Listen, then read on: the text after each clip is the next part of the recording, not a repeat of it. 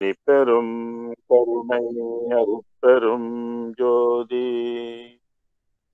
எல்லாம் செயல் கூடும் என்னானை அம்பலத்தே எல்லாம் வல்லான் தனையே ஏற்று இன்று வருமோ நாளைக்கே வருமோ அல்லது மற்றென்று வருமோ அறியேன் என் கோவே தொன்று மலவெம் மாயையற்று வெளிக்குள் வெளிகடந்து சும்மா இருக்கும் சுகம் அருள் வலுத்த செலுங்கனியே அகம்பழுத்த சிவஞான அமுதே முத்தி பொருள் வலுத்த அருட்பாவை எமக்களித்த தெய்வ மனப்பூவே என்றும் மருள் வலுத்த அடியேங்கள் மன இருளை அகற்ற வரும் மணியே மெய்மை தெருள் வலுத்த வடலூர் வாழ் ராமலிங்க அருளை சிந்திப்பேனே திருநிலைத்து நல்லருளோடும் அன்போடும் சிறப்போடும் செழித்து ஓங்க ஒரு நிலைத்துவன் மகிழ்வோடு வாழ்வுற வந்து நின் அருள் செய்வாய் இரு நிலத்தவரின் புற திருவருள் எல் வடிவோடு மன்றில் குரு நிலைத்த சர்க்குரு எனும் இறைவனின் குறைகளில் பதம் போற்றி சாகா கலை கண்ட சதுராவருக சாந்தமெனும் தவளக்கலையை உடுத்தமர்ந்த தலைவா வருக சர்க்குணர்க்கு வேகா காலை விளம்ப வந்த விபுவே வருக பெருவிளக்காம் வெண்பா உரைத்த தமிழ் தலைமை வேந்தே வருக நிலத்தில் பாகார் மொழியா பட்டறுத்த பரமே வருக பக்திதனை பாரில் எவர்க்கும் படவிரிக்கும் பாங்கே வருக பல்காலும் பாகார் தெய்வ வடற்பதியின் வாழ்வே வருக ராமலிங்க வள்ளல் எனுமோர் மாணிக்க மணியே வருக வருகவே திருவிளங்க சிவயோக சித்தி எல்லாம் விளங்க சிவஞான நிலை விளங்க சிவானுபவம் விளங்க திருவிளங்கு திருத்தில்லை திருச்சிற்றம்பலத்தே திருக்கூத்து விளங்க ஒளி சிறந்த திருவிளக்கே உரு விளங்க உயிர் விளங்க உணர்ச்சி அது விளங்க உலகமெல்லாம் விளங்க அருள் உதவும் பெரும் தாயாம் மறுவிளங்கு குழல் வள்ளி மகிழ்ந்தொருவாள் விளங்க வயங்குமணி பொது விளங்க வளர்ந்த சிவ கொழுந்தே அன்பெனும் பிடியுள் அகப்படும் மலையே அன்பெனும் குடில் புகும் அரசே அன்பெனும் வலைக்குட்படும் பரம்பொருளே அன்பெனும் கரத்தமரமுதே அன்பெனும் கடத்துள் அடங்கிடும் கடலே அன்பெனும் உயிர் ஒளி அறிவே அன்பெனும் மனுவுள் அமைந்த பேரொளியே அன்புருவாம் பரசிவமே அருட்பெரும் ஜோதி அருட்பெரும் ஜோதி தனிப்பெரும் கருணை அருட்பெரும் ஜோதி குருவே சரணம் குருவே துணை அருளே சரணம் அருளே துணை இணையம் வழி இணைந்திருக்கின்ற சன்மார்க்க அன்பர்கள் சகலருக்கும் இனிய மாலை வணக்கங்கள். இன்றைக்கு நம்ம வள்ளலார் இயற்றிய பாடல்ல 120வது அதிகாரமாக காணப்படுகின்ற அஞ்சாதே நெஞ்சே அஞ்சாதே அந்த தலைப்புக்கில் உள்ள பாடல்களுக்கு நம்ம விளக்கம் பார்க்க இருக்கிறோம். பொதுவா அஞ்சாதேன்னா பயப்படாதன்னு அர்த்தம். இந்த பயம் என்பது ஒவ்வொரு மனிதனுக்கும் உண்டு. பயத்தினால நம்மளுடைய ஜீவ சக்திகள் கூட குறைந்து போயிரும் சொல்லுவாங்க. பயத்தினால பல்வேறு நோய்கள், ரத்தம் சீக்கிரமா கெட்டு போகும், அசிடிட்டியா மாறிடும். பய உணர்வுன்னு சொல்லக்கூடிய ஜீரண உறுப்புகளை கூட பயம் வந்து பாதிக்கும் சொல்லுவாங்க. ஆனா இந்த அஞ்சாதேன்றத சொல்ல ஏன் வள்ளல் பெருமான் இங்க வந்து பயன்படுத்துறாரு அப்படின்னு நம்ம வந்து யோசிக்கணும். அந்த 220 80 88வது பாடல் முதல்லயே அஞ்சாதே நெஞ்சே அஞ்சாதே அஞ்சாதே நெஞ்சே அஞ்சாதே. நெஞ்சே அப்படின்பது மனதை குறிக்கும். இந்த மனம் என்பது நம்மளுடைய தமிழ்ல தான் பல்லாயிரம் ஆண்டுகளுக்கு முன்பே அது வந்து நெஞ்சம், மனம், உள்ளம், மனசு இப்படிலாம் வந்து பல பேர் வந்து கொடுத்துருக்குறாங்க. அகம். மற்ற மொழிகள்ல கூட இந்த அளவுக்கு வந்து மனதை பற்றிய விரிவான இது இல்லை. இப்ப நம்ம தேசிய மொழியில கூட மிண்டா என்ற வார்த்தையெல்லாம் பிற்பாடு இப்ப வந்த வார்த்தைகள் தான். அதுக்கு மேலெல்லாம் ஹத்தி அப்படின்னு தான் அதை சொல்லுவாங்க. ஹத்தின்னா இருதயம் பாருங்க. இப்ப மனதுக்கு ஒரு வார்த்தை இல்லை. மலையிலலாம் வார்த்தைகள் கிடையாது. அதனாலதான் அது ஆங்கில சொற்களை வச்சு மிண்டா அப்படின்னு சொல்லுவாங்க. அது மாதிரி இங்க நமக்கு வந்து நெஞ்சம், மனம், உள்ளம், அகம், இப்படி இன்னும் பல பேர்களெல்லாம் வந்து அதுக்கு உண்டு. அப்ப அஞ்சாதே நெஞ்சு அஞ்சாதேன்னா பயம், பயப்படாத சொல்றது. ஏன்னா இது வந்து தெய்வ சம்பந்தப்பட்ட ஒரு விஷயங்கள். ஒரு தெய்வத்தை வந்து பல ஆண்டுகள் கும்பிட்டுட்டு நம்மளுடைய முன்னோர்கள் அவங்கெல்லாம் வணங்கியது வந்து அடுத்தடுத்து உள்ள தலைமுறைகள் வந்து வணங்குவாங்க. அப்படி வணங்கி வர்றதை வந்து திடுதிப்புன்னு விடணும் அப்படின்னாக்கா யாரும் விட மாட்டாங்க, பயப்படுவாங்க. அது தெய்வ குற்றமாக ஏதோ ஆயிடுமோ, அதனால நமக்குள்ள நடப்புல இருக்கிற சில நன்மைகள் கிடைக்காம போயிடுமோ அப்படின்ற ஒரு பயம் அச்சத்துல வந்து விட மாட்டாங்க. அதையும் சேர்த்துக் கொள்வாங்க. இன்னைக்கு சன்மார்க்கம் பெருவாரியாக எப்படி வணங்கப்படுதுன்னாக்க வள்ளலார் வலியுறுத்துற மாதிரி சுத்த சன்மார்க்கத்திற்கு முக்கிய தடை எதுன்னு கேட்டா அது வந்து சமயங்கள், மதங்கள், மார்க்கங்கள் என்பவற்றின் ஆச்சார சங்கற்ப விகற்பங்கள், வருணம், ஆசிரமம் முதலிய உலகாச்சார சங்கற்பம் எல்லாம் மனதில் பற்றாவண்ணம் அருள் செய்த வேண்டும். அது சுத்த சன்மார்க்கத்துக்கு முக்கிய லட்சியமாக இருக்கக்கூடியது ஆன்ம நேய ஒருமைப்பாட்டு உரிமைன்னு சொல்லுவோம். இதுதான் எங்களுடைய மனசு எப்போதும் இருக்கணும், மற்றதெல்லாம் இருக்கக்கூடாது அப்படின்னு அந்த விண்ணப்பமாகவே அதை வந்து எழுதியிருக்கிறார்.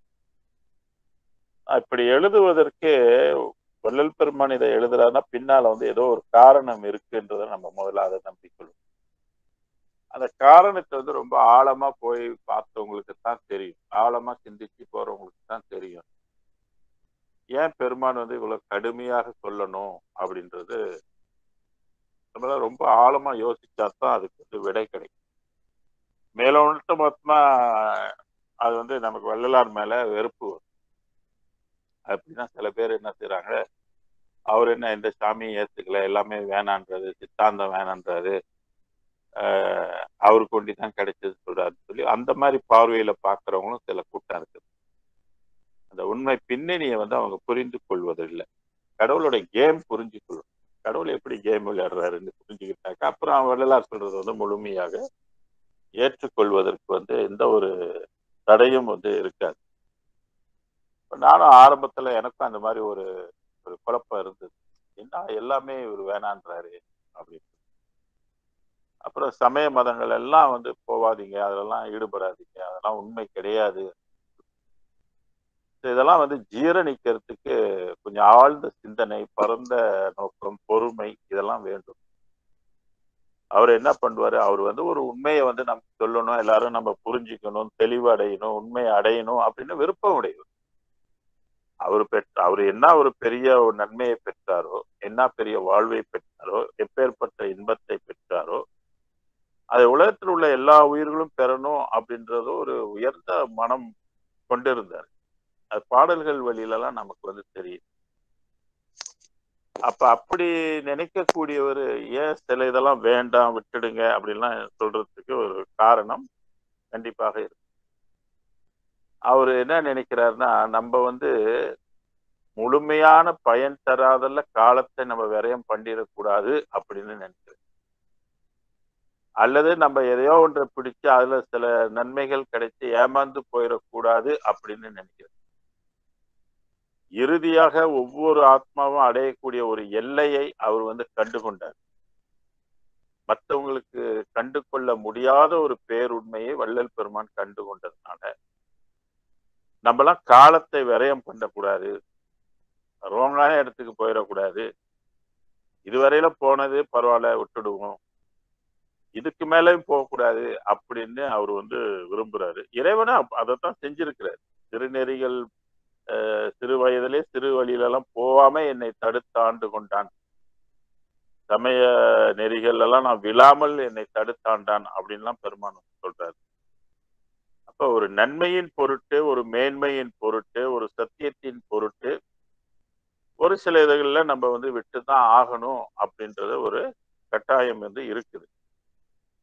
அப்ப ரெண்டையும் பிடிச்சுக்கிட்டு இருந்தாக்க ஒருவேளை நம்ம ஏமாந்து போனாலும் போறதுக்கு வாய்ப்புகள் இருக்கு. ஏன்னா அருளியலோட முறைகள் நமக்கு புரியணுங்களா, இறைவன் எப்படி அமைச்சிருக்கிறாரு, எப்படி இயங்குது அப்படின்னு தெரிஞ்சுக்கிட்டாக்க அது அச்சம் நீங்கி பயம் போயிடும். அது வரைக்கும் அந்த பயம் இருக்கும். அதனால்தான் அஞ்சாதே அஞ்சாதேன்னு சொல்றது. சன்மார்க்கத்தை பிடிச்சுதான் வரணும், கட்டாயப்படுத்துது. மற்ற மதங்களும் அப்படித்தானே கட்டாயப்படுத்துது. எல்லாமே பொய், ஒருத்தர் மட்டும்தான் மெய்யின்னு சொல்லி மற்ற மதங்களும் அப்படிதான் பேசு. அதனால இந்த சன்மார்க்கத்திலேயும் அப்படிதான் சொல்லுது, எல்லாமே பொய், சாதியும் மதமும் சமயமும் பொய்யென ஆதியில் உணர்த்திய அருட்பெரும் ஜோதி, பொய் நெறி அனைத்தினும் புகுத்தாது, அனைத்தினும் வரும் பொய் நெறி அனைத்தினும். அப்ப எல்லாமே பொய் நெறியாக இருக்கு. அது ஒன்றே ஒன்றுதான் உண்மையாக இருக்குது, அருட்பெருஞ்சோதி என்ற உண்மை, அருட்பெருஞ்சோதி என்ற அறிவு, அருட்பெருஞ்சோதி என்ற உணர்வு, அருட்பெருஞ்சோதி என்ற வாழ்வுதான் உண்மை வாழ்வாக இருக்கின்றது. மற்றதெல்லாம் ஒரு காலத்தில் இருந்து ஒரு காலத்தில் இல்லாமல் பொய்த்து போகக்கூடிய. அதனால்தான் எச்சரிக்கிறாரு நமக்கு அந்த விண்ணப்பத்தெல்லாம் சொல்றாரு. முக்கிய தடைகள் அப்படின்னு, சுத்த சன்மார்க்கத்திற்கு முக்கிய தடைகள் சமயங்கள், மதங்கள், மார்க்கங்கள் என்பவற்றின் ஆச்சார சங்கற்ப விகற்பங்கள் எங்கள் மனதில் பற்றாவை அருள் செய்த வேண்டும். அதனால அதை விடுவதற்கு பயம், அச்சம் இருக்கு. ஒருவேளை அதனாலதான் அஞ்சாத அஞ்சாத, பயப்படாத பயப்படாதன்னு சொல்றாரோ. நீ சன்மார்க்கத்தை பிடிச்சு வா, ஆடாதே சற்றும் அசையாதே, வேறொன்றை நாடாதே, பொய்யுலகை நம்பாதே. ஓகே, நம்ம பாடல் முதல்ல பல்லவியாக ஒவ்வொரு இதுக்கும் அஞ்சாதே அஞ்சாதே என்ற இதுல முடிக்கிறாரு. வஞ்சமில்லா நம் வருந்தினில் அப்போதே அஞ்சல் என்பார், இதோ அம்பலத்திருக்கின்றார், அஞ்சாதே அஞ்சாதே. கடவுள் இருக்கிறாரா அப்படின்ற கேள்வி கேட்கிறவங்களுக்கு இருக்கிறாரு அப்படின்றது திருமந்திரத்துல கூட திருமூலர் கடவுள் இல்லைன்னு சொல்லாதீங்க அப்படின்னு சொல்றதுக்கு ஒரு பாடல் வச்சிருக்காரு. அது என்ன பாடல் அப்படின்னு கேட்டீங்கன்னா, அந்த பாடல்ல பெர்முடா ட்ரையாங்கிளை வச்சு ஒரு ஒரு உண்மையை சொல்லுவார். அதாவது அமெரிக்காவில் தென் பகுதியில அந்த பெர்முடா ட்ரையாங்கிள் என்ற ஒரு முக்கோண வடிவத்துல ஒரு அக்னி சுழற்சி இருக்கு. இந்த கப்பெல்லாம் போனா காணா போகுதுன்னு சொல்றாங்க. ஏற்கனவே நிறைய கப்பல் மேல போனாலும் காணா போயிடும், தண்ணியில போய் அந்த அந்த ட்ரையாங்கிள்குள்ள போச்சுனாக்கா அது வெளியே வராது. இதுவரை போனவங்க யாரும் திரும்பி நாங்க இங்கதான் இருக்கணும், இப்படித்தான் இருக்கிறோம்னு எந்த தகவலும் கிடையாது. அது எவ்வளவு வெப்பம் என்பது அந்த வெப்பத்தை அளக்கக்கூடிய கருவிகள் கூட கிடையாது. ஆனா அந்த இடத்துல போனாக்கா ஆபத்து இருக்குது, போனவங்க திரும்ப மாட்டாங்க. அது பெர்முடா ட்ரையாங்கிள். இந்த பெர்முடா ட்ரையாங்கிள் திருமந்திரத்துல திருமூலர் எப்படி பாடுறாருன்னா, வல்லவன் வன்னி கிரை இடை வாரணன் நில்லன நிற்பித்துள் நீதியுள் ஈசன இல்லன வேண்டாம் இறையவர் தம்முதல் அல்லும் பகலும் அருளுகின்றான். நல்லா யோசனை பண்ணி பாரு. கடல் எவ்வளவு பெருசு, அதுல இறைவன் வன்னி, வன்னினா நெருப்பு, அக்னி. அதான் அது வடவாக்கினின்னு சொல்லுவாங்க. பெர்முடா ட்ரையாங்கிள் முக்கோண வடிவத்துல அந்த சுழற்சி அங்க இருக்கு. இறைவன் தண்ணியில விட நெருப்ப வச்சிருக்கிறான் பார்த்துக்கு, அவனை போய் இல்லைன்னு சொல்லாத, அவன் அல்லும் பகலும் அருளுகின்றானே அப்படின்றதுக்கு இந்த பாடல் பெர்முடா ட்ரையாங்கிளை மையமா வச்சு சொல்லியிருக்கு. இதே பாம்பாட்டி சித்தர் பெர்முடா ட்ரையாங்கிளை பற்றி என்ன சொல்லியிருக்கிறார்கள்? 3 அடுக்கு அக்னிக்குள் மூழ்கி வருவோம், முன்னிருள் இருப்பனும் மூச்சு அடக்குவோம். இந்த 3 ட்ரையாங்கிள் சொல்லக்கூடிய அந்த பெர்முடா ட்ரையாங்கிளை நாங்களாம் குளிச்சுட்டு வருவோம், மூழ்கி வருவோம், எங்களை ஒன்றும் பண்ணாது அப்படின்னு சர்வசாதாரணமா சொல்றாரு. சிம்பிளா உலகமே இன்னைக்கு வியக்குது, அதுக்கு இன்னும் விடை காண முடியல. எங்க அந்த இடத்துக்கு போனா ஏன் அப்படி என்ன ஆகுது, கப்பல்லாம் காணா போகுது அப்படின்ற இன்னும் விடை கிடைக்காம இருக்குது. இவரு பாம்பாட்டி சித்தருடைய பாடல்ல இருக்குது, நாங்க அங்க மூழ்கி வருவோம் அப்படின்னு சொல்றாரு. அந்த அளவுக்கு சித்தர்களுடைய ஆற்றல். அவங்களெல்லாம் எதுவும் பண்ணாது. பராபர சித்தர்கள் அல்லவா, அதுதானே அன்னைக்கு இறுதி நிலையாக இருந்தது. அந்த நிலையை அடையணும்னு தானே வாசி பயிற்சிலாம் செஞ்சு மூலக்கணலை எழுப்பி அந்த பராபரத்து உலகத்துக்குரிய சித்தர்கள் ஆனாங்க. அதனால அவங்களுக்கு அந்த ஆற்றல் எப்போதுமே உண்டு. அவங்க சொல்றதுல எதுவும் தப்பு கிடையாது, எல்லாமே உண்மைதான். அவங்க செய்ய முடியும், எது வேணுமாலும் செய்ய முடியும். அது பாம்பாட்டி சித்தர் வல்லபம், அதாவது இந்த குண்டலி எழுப்பினவங்களுடைய வல்லபம் அப்படின்னு சொல்லி அவர் என்னென்னலாம் செய்ய எங்கனால முடியும் அப்படின்றத அவர் சொல்லியிருப்பாரு.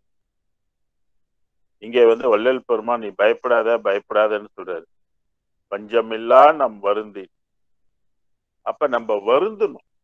என்ன வருந்தணும்? எப்படா இந்த பிறப்பு நமக்கு ஒழியும், எப்படா இறைவனுடைய அருள் நமக்கு கிடைக்கும், இன்னும் எவ்வளவு காலத்துக்கு தான் நம்ம இந்த உலகத்துல இறந்துகிட்டே இருக்கிறது அப்படின்னு ஒரு வருத்தம் வரும், ஒரு கவலை வரும், அருளுக்காக ஒரு ஏக்கம் வரும். தாய்மான சுவாமிகள் சொல்லுவாங்க, எப்ப நமக்கு அருள் கிடைக்கும், அருளை எப்படி தேடணும், எப்படி நாடணும் அப்படின்னு சொல்வார். அத கோடி காகம் கூடி நின்றாலும் ஒரு கல்லின் முன் எதிர் நிற்குமோ அப்படின்பாரு. காக்கா பல கோடி காக்கா எல்லாம் ஒன்னா இருந்தாலும், கூடியெல்லாம் ஒரு இடத்துல குமிஞ்சிருந்தாலும், ஒரு கல்லை விட்டு அடிச்சா எல்லாம் ஒரு காக்கா பறந்தா எல்லா காக்காவும் பறந்து போயிடும். அதான் சொன்னாரு, கோடி காக்கா கூடி நின்றாலும் ஒரு கல்லின் முன் எதிர் நிற்குமோ சொல்லிட்டு அடுத்து சொல்வாரு, கர்ம வினை கோடி செய்தாலும் நின் அருளை தாகமாக நாடினவரை பாதிக்க வல்லவோ. அப்ப கர்ம வினைகள் ஒரு மனிதனை தடுக்கும், மேன்மை அடையத்துக்கு விடாது. அது அருளை தாகமாக நாடினவரை பாதிக்க வல்லவன். அருளை எப்படி தேடணும்னாங்க, தாகமாக. தண்ணி, நாக்கு வறண்டு போனா நமக்கு என்ன தேவை? தண்ணி தேவை. பசி கொடுமையா இருந்துச்சுன்னா என்ன தேவை? உணவு தேவை. ரொம்ப குளிரா இருந்துச்சுன்னா என்ன? போர்வை தேவை. உஷ்ணம் நமக்கு வேணும். அந்த மாதிரி ரொம்ப உஷ்ணமா இருந்தா ஏசி நமக்கு தேவை. அந்த மாதிரி ஒவ்வொரு இதுக்கும் ஒவ்வொரு இது தேவை ஏற்படுது இல்லையா? அதுபோல இந்த அருளை நம்ம கடவுளை பிறப்ப ஒழிக்கணும், கடவுளுடைய அருள் தான் இதுக்கு உற்ற துணையாக இருக்குதுன்னு தெரிஞ்சபடி அந்த அருளை எப்படி தேடணும் அப்படின்னாக்க, தாகமாக தேடணும். தாகம் எடுத்தவன் போல் அப்படின்னு சொல்வாரு. அதனாலதான் அருளை தாகமாக நாடினவரை பாதிக்க வல்லவோ அப்படின்னு தாய்மான சுவாமிகள் பாடல்ல அது இருக்கு. அதான் நமக்கு வருந்தணும்னு சொல்றாரு. வருத்தம் இருக்கணும், கொஞ்சம் வருத்தப்படணும் நமக்குள்ளேயே. அதை எப்படி இயற்கை உணர்வு, ஜீவகாருண்ய உணர்வை நம்ம வளர்த்துக்கணுமோ அது மாதிரி, ஐயோ இன்னும் கிடைக்கலையே அப்படின்னு சொல்லி அந்த வருத்தம் நமக்கு இருக்கணும். அதான் வருந்தினில் அப்போதே அஞ்சல் என்றார் இதோ அம்பலத்தில் இருக்கு. வள்ளலாருக்கு அது இறைவன் கருவிலே கலந்துகிட்டதுனால அவருக்கு இது உடனே பதில் கிடைக்கும். இவர் எப்பப்பெல்லாம் இறைவனை நினைக்கிறாரோ அப்பப்பெல்லாம் அவரு காட்சியும் கொடுக்கிறாரு. அதனாலதான் இங்க வஞ்சமில்லா நாம் வருந்தினில் அப்போதே அஞ்சல் என்பார். அஞ்சல் என்பது அஞ்சாத, பயப்படாத, நான் இருக்கேன், இதோ அம்பலத்திருக்கின்ற. அம்பலம் என்பது வெளி. இறைவன் எப்படி இருக்கு? இறைவனே வெளியாக தான் இருக்கிறாரு. வெளி இருக்கிற இடத்துல ஒளி இருக்கும், ஒளி இருக்கிற இடத்துல வெளி இருக்கும், ரெண்டையும் பிரிக்க முடியாது அப்படின்னு பெருமான் சொல்லி இருக்கிறார். அருள் விளக்க மாலையில சொல்றாரு, இது ரெண்டையும் பிரிக்க முடியாது அப்படின்ற ஒரு சொல்லை பயன்படுத்தி. அதாவது அட்டகத்துல அருட்பெரு வெளியில் அருட்பெரு உலகத்து அருட்பெரும் தலத்து மேல் நிலையில். அப்ப இறைவன் ஒளியாக இருக்கிறான். இந்த மதிமண்டல தமுதம் வாயார உண்டு அந்த அந்த பாடல்ல கூட பாத்தீங்கன்னாக்க வெளி அப்படின்னு சொல்லுவாரு. அப்ப நம்ம வந்து கடவுளை வந்து உருவத்திலேயே தான் நம்ம கற்பிக்கப்பட்டிருக்கு. பெண்ணா இருந்தாக்க பெண் உருவமாக, ஆண் தன்மையை வந்து ஆண் உருவமாக சித்தரித்து வழிபாடுகள் கற்சிலைகளாக செஞ்சு அபிஷேகங்கள் ஆராதனை எல்லாம் செஞ்சு கடவுளை வழிபாடுகின்ற முறை அமைந்திருக்குது. நமக்கு சின்ன பிள்ளைகளோட நம்ம அப்படிதான் வந்திருக்கோம். இப்பதான் வந்து சன்மார்க்க நூல்கள்லாம் படிக்கும்போது அருட்பெருஞ்சோதி ஆண்டவர் வந்து ஒளியாக இருக்கிறார், தூண்டாத மணி விளக்காய் இருக்கிறார், தூண்டாத மணி விளக்காய் எங்கும் நீக்கமர நிறைந்திருக்கிறார், எள்ளில் எண்ணெய் போல இருக்கிறார். எள்ளுல வந்து எண்ணெய் இருக்கு, ஆனா கண்ணுக்கு தெரியாது, எள்ளுதான் தெரியும். அது போல நம்ம உயிருக்குள்ளே இவர் இருக்கிறாரு, ஆனா நமக்கு வந்து தெரியாது, அந்த உயிருக்கு கூட தெரியாது. எல்லா வெளிகளையும் கலந்து கலவாமல் இருந்து இயக்கி கொண்டிருக்கிறார். ஆனா அந்த வெளிகளுக்கு எல்லாம் தெரியாது அருட்பெருஞ்சோதி தான் இயக்குறாரு அப்படின்றது தெரியும். இதுதான் அந்த கடவுளோட கான்செப்ட். அப்படி எப்படி அவர் வந்து அமைச்சிருக்கிறார். அப்ப ஸ்பேஸ்ன்னு சொல்லக்கூடியது அம்பலம், திருச்சிற்றம்பலம்னு பேரு. இது தனி அம்பலம், அரிய அம்பலம் இல்லையா, கரைந்து விடாத அம்பலம் அப்படின்லாம் பெருமான் வந்து பாடியிருக்கு. ஏன்னா பராபரையோடைய அம்பலம் வந்து அது ஒரு காலத்தில் வந்து கரைந்து போயிடும். ஏன் இந்த அருள் காரியப்பட்டாலே அது கரைஞ்சு தாங்குமானா தாங்காது. அதனாலதான் அதெல்லாம் பொய்ன்னு சொல்லுவார் வள்ளல். அது உண்மையான உலகம் கிடையாது அப்படின்றது. அப்போ உண்மையான வாழ்வு எனக்குத்தான் முதல்ல இறைவன் கொடுக்கிறாரு. அருட்பெருஞ்சோதி ஆண்டவர் அவர்கிட்ட இருக்கிற சாஃப்ட்வேர் சிஸ்டம் தான் வந்து மரணமில்லா பெருவாழ்வுக்குரிய வாழ்வை தரும் என்பதில் சந்தேகம் வந்து இல்லை. இப்ப இந்த மாதிரி இருக்கும் பொழுது நாம் வந்து இதுதான் வேணும் அப்படின்றது பிடிக்கிறதுக்கு நமக்கு ரொம்ப ஃபீடிங் வேணும். அறிவு ஃபீடிங், அறிவு கொள்முதல் வேணும். அறிவு கொள்முதல் இல்லாமல் ஒன்றை விட்டுட்டு நீ இதை பிடிச்சிக்க அப்படின்னு சொன்னா யாரும் கேட்க மாட்டாங்க. ஐயோ இது வம்பாயிருமா, நாளைக்கு ஏதாவது பிரச்சனை வந்துருக்குமா, நாளைக்கு இப்ப கிடைக்கிற நன்மை கிடைக்காம போயிருமா அப்படின்றதுலாம் அச்சம் இருக்கு. ஆனா வள்ளல் பெருமான் நமக்கு வந்து தைரியம் கொடுக்கிறார். பயப்படாதன்றார், அஞ்சாதன்றார். அஞ்சல் என்பார் இதோ அம்பலத்தில் இருக்கின்றார். பயப்படாத நான் இருக்கிறேன் அப்படின்னு அவர் சொல்லுவாங்க. அம்பலத்தில் இருக்கிறாரு, அதனால அஞ்சாதே அஞ்சாதேன்னு நமக்கு வந்து ஒரு உறுதியை கொடுக்கிறாரு. பயப்படாத, பயப்படாம வா, பயப்படாம வா, பயப்படாம என் வழியிலே வா, பயப்படாம சன்மார்க்கத்துக்குள்ள வா, பயப்படாம ஜீவகாருண்ய பண்டு ஜீவகாருண்ய வழியில வா அப்படின்றலாம் நமக்கு வந்து நிறைய பாடல்கள் மோட்டிவேஷனாக நமக்கு வந்து கொடுத்துருக்கு. அதுதான் அம்பலத்தில் இதோ இருக்கின்றார். இப்ப அவரு பார்த்து இருக்கிறார் யா இறைவனை. அவருடைய கண், அவர் எடுத்த உடம்பு எல்லாம் அந்த உலகத்துக்குரிய உடம்பு தானே. அதனால அதெல்லாம் முழுமையா அவர் பெற்றதுனால அவர் கண்ணுக்கு வந்து அதெல்லாம் தெரிகின்றது. அதான் முற்றிலும் காட்டுவிக்கும், எல்லாவற்றையும் பார்க்க முடியும். அதுல சித்தர்கள் தான் பாவம் பராபரையில நின்றுகிட்டு பெருவெளியை பார்க்க முடியாம அவங்களுக்கு ஒரு தடையா போயிடுச்சு. பட் இருந்தாலும் பரவாயில்ல, நாளைக்கு அவங்க வந்து மீண்டும் எல்லாம் பிறந்து ஜீவகாருண்ய ஒழுக்கத்தை வந்து அவங்களும் கடைப்பிடிச்சு இந்த அருட்பெருஞ்சோதியினுடைய அருளை பெற்று நித்திய வாழ்வுக்கு வந்துருவாங்க. வள்ளலார் பெற்ற அந்த பேரின்பத்தை, வள்ளலார் பெற்ற அந்த பேரருளை, பெருங்குணத்தை நவகோடி சித்த ரிஷிகணங்கள் எல்லாம் பெற போறாங்க. அவங்க மட்டும் இல்ல, மற்ற வான்வெளிகள்ல இருக்கின்ற சக்தி சத்தர்கள் அது உருவாக்கி இருக்கிற ஒளி உடம்பு பெற்று இருக்கிறாங்க. அவங்களுக்கு கூட இந்த உண்மையெல்லாம் தெரியும். ஏன்னா அவங்க டைமென்ஷன்ல இருந்து கீழே தான் பார்க்கலாம் முடியும், மேல் உலகம் வந்து தெரியும். இப்ப வள்ளல் பெருமானை வந்து தெய்வங்களும் கூட தரிசிக்க முடியும். அதோட அனுமதி இல்லாமல் அவங்க அந்த உலகத்துக்கு கூட போக முடியாது.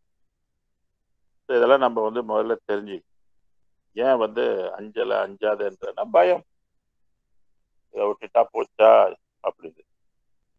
சரி, அடுத்த பாடலுக்கு போவோம். துய்யர் அருட்பெரும் ஜோதியார். துய்யர் என்றால் தூய்மையானவர்.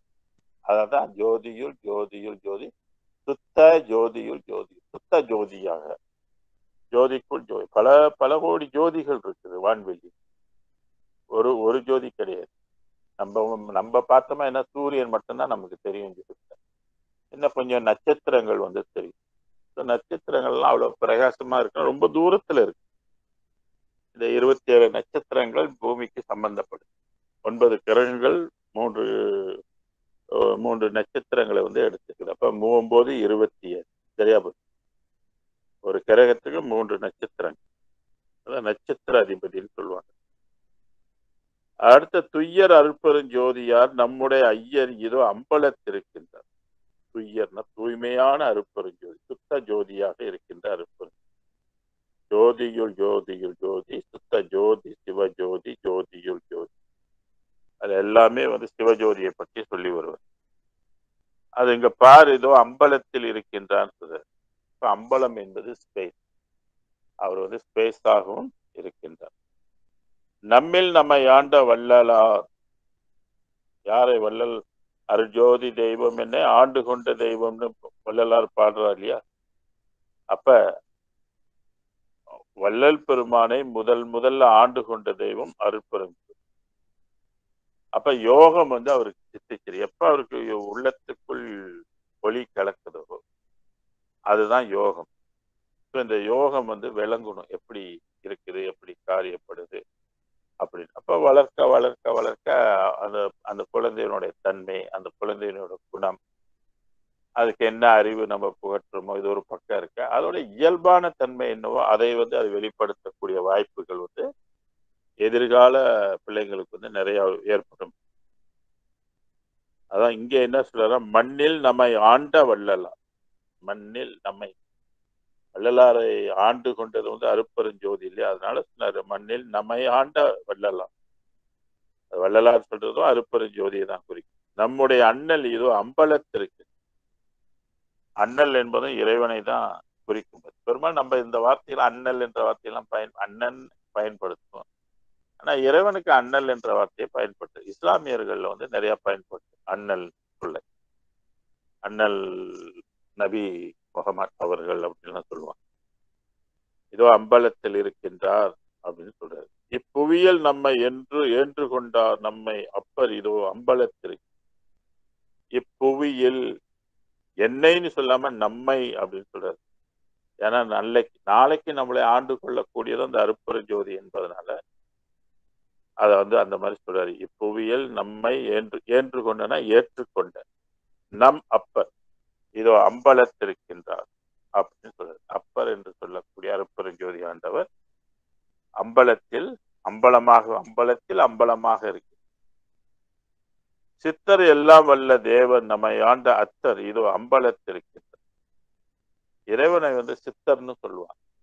எல்லா சித்திகளும் உடையவர் என்பதனாலும் எல்லா அறிவும் உடையவர் என்பதனாலும் அவருக்கு வந்து சித்தர் என்ற ஒரு பெயர் உண்டு. இப்ப பராபரையில இருக்கக்கூடியவங்களும் சித்தர்கள் தான். மற்ற வெளிகள்ல இருக்கிறவங்க சித்தர்கள் தான். 7வது வெளியில இருக்கக்கூடியவங்க எல்லாருமே சித்தர்கள். ஆனால் அந்த சித்தர் என்ற சொல்ல அவங்கவுங்க உலகத்துக்கு மட்டுமே பொருந்தும். சன்மார்க்கத்துக்கு வந்து பொருந்தாது. ஏன்னா சன்மார்க்கத்துக்கு வந்து தனி சுதந்திரமாக, தனி தெய்வமாக, தனி கடவுளாக, தனி வேதமாக வகுக்கப்பட்டு கொடுத்தாச்சு. அது அருட்பெருஞ்சோதியினுடைய விருப்பத்துக்கு ஏற்றதான் இதெல்லாம் வந்து நடக்கும். அந்த ரீதியில வந்து நமக்கு புதிய வேதம் கொடுத்துருக்கு. அந்த வேதத்துக்கு தலைவனே வந்து அருட்பெருஞ்சோதி ஆண்டவர். இப்ப நாளைக்கு எல்லாருமே அருட்பெருஞ்சோதி தன்மையை பெறும்போது நம்மளாம் கடவுள் தன்மையில வந்துருக்கும். குணங்கள் நம்ம கிட்ட வந்து மேலோங்கி வந்து இருக்கும். அது எந்த வகையிலையும் நமக்கு எந்த துன்பங்களும் வந்து வரக்கூடிய சாத்தியம் வந்து கிடையாது. அப்படிப்பட்ட ஒரு அம்பலத்தில் இதோ இருக்கின்றார் அப்படின்னு சொல்றாரு. அதான் அந்த அம்பல வாழ்வுன்னு ஒண்ணு இருக்குது. அது சாதாரணமா பேசப்படுகின்ற வாழ்வு, ரொம்ப உயரிய ஒரு வாழ்வு. இங்க இருந்து 3க்கு கூட போயிட்டு வந்துடலாம், ஏன் மாசுக்கு கூட போயிட்டு வந்துடலாம், பெரிய பிரச்சனை கிடையாது. ஆனால் இந்த உடம்புக்குள்ளேயே ஒரு ஒளி உடம்பு எடுப்பது என்பது அது என்னத்த சொல்றது அப்படின்னு சொல்லுவார். அந்த அதிசயத்தை நான் என்னென்பேன் அப்படின்னு சொல்லுவார். இந்த மாதிரி வந்து ஒரு வாழ்க்கையை வந்து அமைத்து கொடுப்பதற்கு தான் இறைவன் அந்த பெருவெளி சமரச வெளியை வந்து ரிசர்வ் பண்ணி வைத்திருந்தார் இத்தனை கோடி ஆண்டுகளாக. எல்லா பூஜையும் பண்ணட்டும், எல்லா யாகத்தையும் பண்ணட்டும், கடைசியில ஒண்ணு வைப்போம், உயிர்கருணையினாலதான் கடைசி இறுதி முடிவு. உயிர்கருணையினால் பெறுகின்ற லாபம், அதனால் வருகின்ற இன்பம் தான் உன் வாழ்க்கைக்கு என்னமே துணை. உனக்கு உயிர் கொடுத்தவன் அருட்பெருஞ்சோதி தான், உயிருக்கு துணையாக இருப்பதும் அருட்பெருஞ்சோதி தான் என்ற உண்மையை நம்ம என்னைக்கு தெரிஞ்சுக்கிறோமோ அன்னைக்குதான் கடவுள் நம்மளுடைய கோரிக்கையும் ஒப்பாரு. அதனாலதான் இங்கே சித்தர் எல்லாம் வல்ல தேவர் நம்மை ஆண்ட அத்தர் இதோ அம்பலத்திருக்கின்றார். எல்லாம் செய்வல்ல தேவர் நம்மை ஆண்ட ஏன்று கொண்ட, இதெல்லாம் பாருங்க யோக வார்த்தைகள்.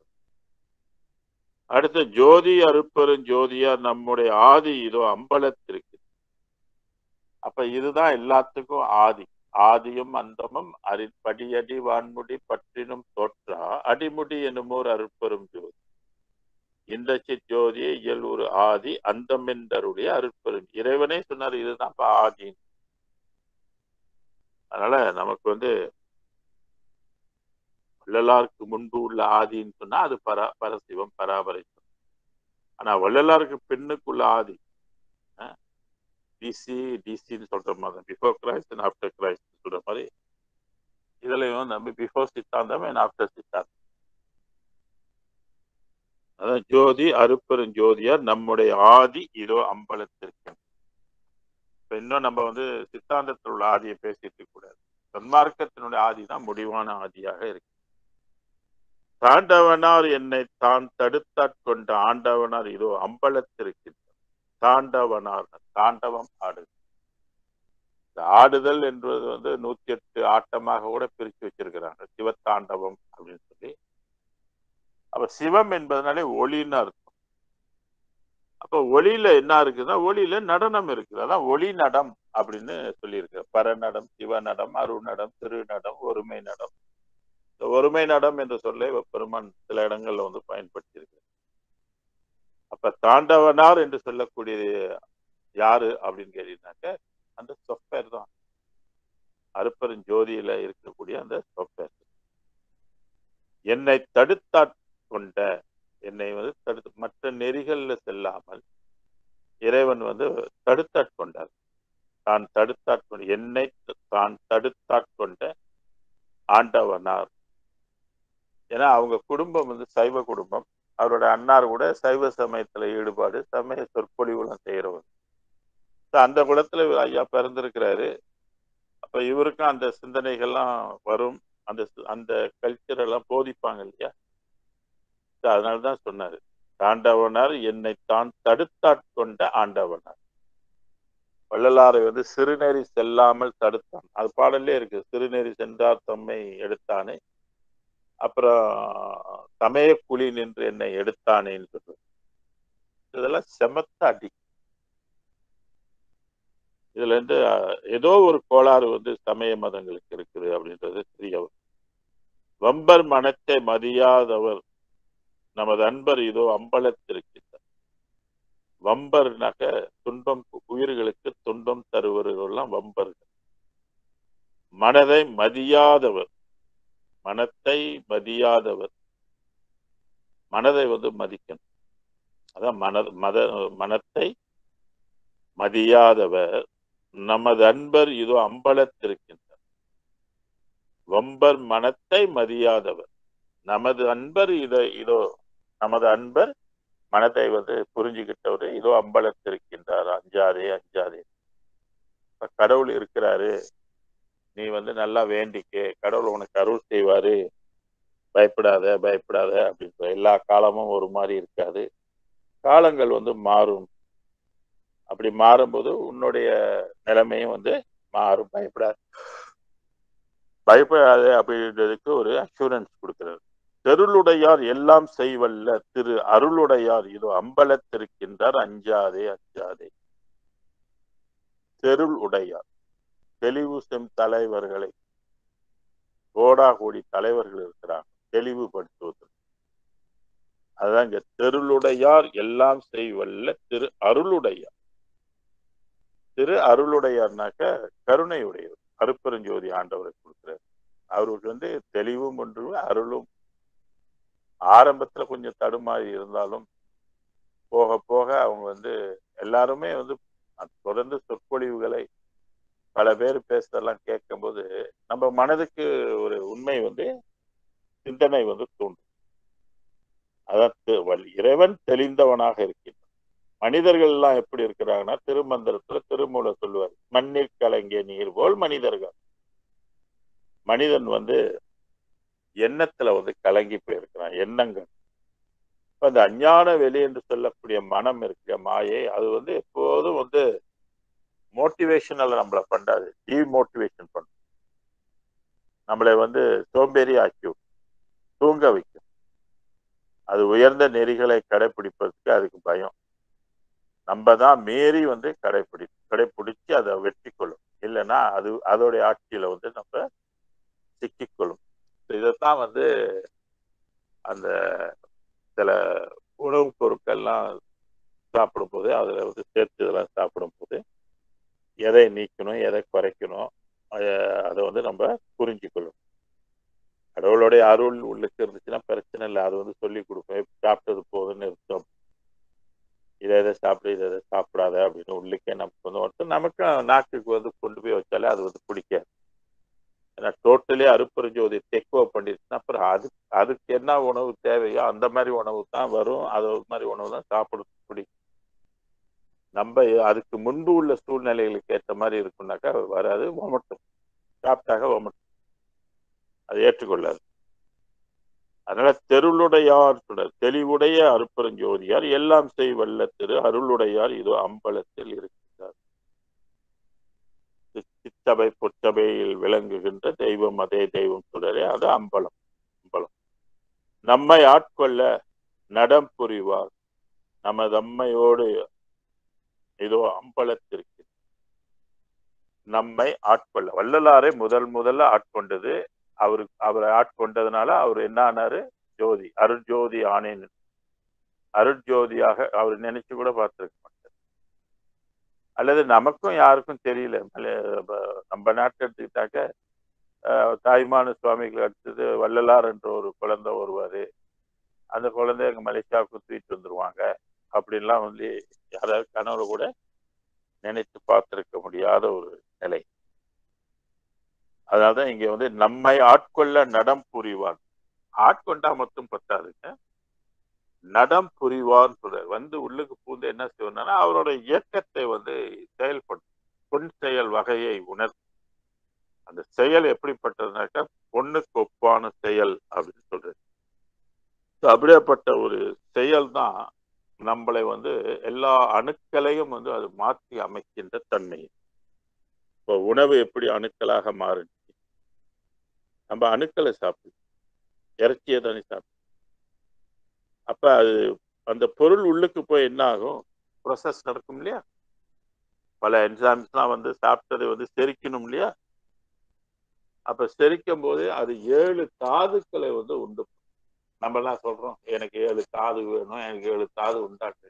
நம்ம ஒண்ணுமே சொல்ல வேண்டியது, நம்ம புரிஞ்சுக்கணும். நம்ம வாழ்ற வாழ்க்கை வந்து எப்படிப்பட்ட வாழ்க்கை? நித்திய வாழ்க்கையா அனித்திய வாழ்க்கையா? அதான் கேள்வி. நித்திய உடம்பா அனித்திய உடம்பா? அதான் கேள்வி. அப்ப நித்திய வாழ்க்கைனாக்க என்றும் நம்ம வாழணும். அப்படி வாழ முடியுமா? இங்க என்றும் வாழ முடியுமா அப்படின்னா? ஆனா இது உறுதி கொடுக்குது, என்றும் நீ வாழ்வ அப்படின்னு அருப்பெருஞ்சோதி நமக்கு உறுதி கொடுக்குற. அப்ப இதுல எந்த சந்தேகமும் இல்லை. இந்த வாழ்வுக்கு நம்ம டார்கெட் பண்ணணும். அது 2 ஜென்மம் எடுக்குதோ 3 ஜென்மம் எடுக்குதோ அதை பத்தி கூட கவலைப்படணும். ஏன்னா உழைப்பு எவ்வளவு போடுறோமோ அதுக்கு தான் ஊதியம் கிடைக்கும். உழைக்காம ஊதியம் கிடைக்க முடியுமா? சாத்தியம். அதனாலதான் நம்மளை ஆட்கொள்வதற்கு நம்ம சில புண்ணிய காரியங்கள், ஒழுக்கங்கள், வள்ளலார் காட்டிய வழியில நம்ம செல்லணும். 6ஆம் திருமுறையை வந்து எல்லாரும் படித்து அதுக்குள்ள என்னென்ன பொருள்களா இருக்கு அப்படின்னு அதை தெரிஞ்சுக்கொள்ளும். தெரிஞ்சுக்கிட்டு இப்ப என்ன செய்யணும் அப்படின்றத நீங்க தெரிஞ்சு செய்யணும். அது இறைவனோட சித்தம். எப்ப நம்மளை வந்து ஆட்கொண்டு அவர் உலகத்துக்கு நம்மளை வந்து கொண்டு போறாரோ, இப்படி மாயையோட அவர் கொண்டு போக மாட்டாரு, கொண்டு போக முடியாது. எந்த சடங்காலையும் கொண்டு போக முடியுமானா சடங்கும் கொண்டு போக முடியாது. கொண்டு போய் கரை சேர்க்குமானா சேர்க்க. ஆனா அவரு கரை சேர்ந்துட்டாரு. இக்கரை கடந்தில் அக்கறையே இருப்பது சிதம்பர சக்கரையே. அவருக்கு அது பொருந்தும். அவர் பாடியதுல வந்து இந்த சர்க்கரையை வந்து அவர் உள்ள உலகத்துக்கு அவரு போயிருக்கிறார். அது மாதிரி அடுத்த பாடல் 2:9 தன்னை ஒப்பார் சிற்சபை நடம் செய்கின்றார். தன்னை ஒப்பார். என்னடா நம்மள மாதிரியே இருக்கிறாரு அப்படின்னு சொன்னார். அது வந்து சில டிஎன்ஏ வந்து நீங்க பார்க்கலாம். அந்த குழந்தைகள்லாம் பிறந்தா அப்பா மாதிரி இருக்கும். நெத்தி பார்த்தாக்கா மாப்பிள்ளை மாதிரி இருக்கும். கண்ணங்கள்லாம் பார்த்தாக்கா அவங்க பாட்டி மாதிரி இருக்கும்.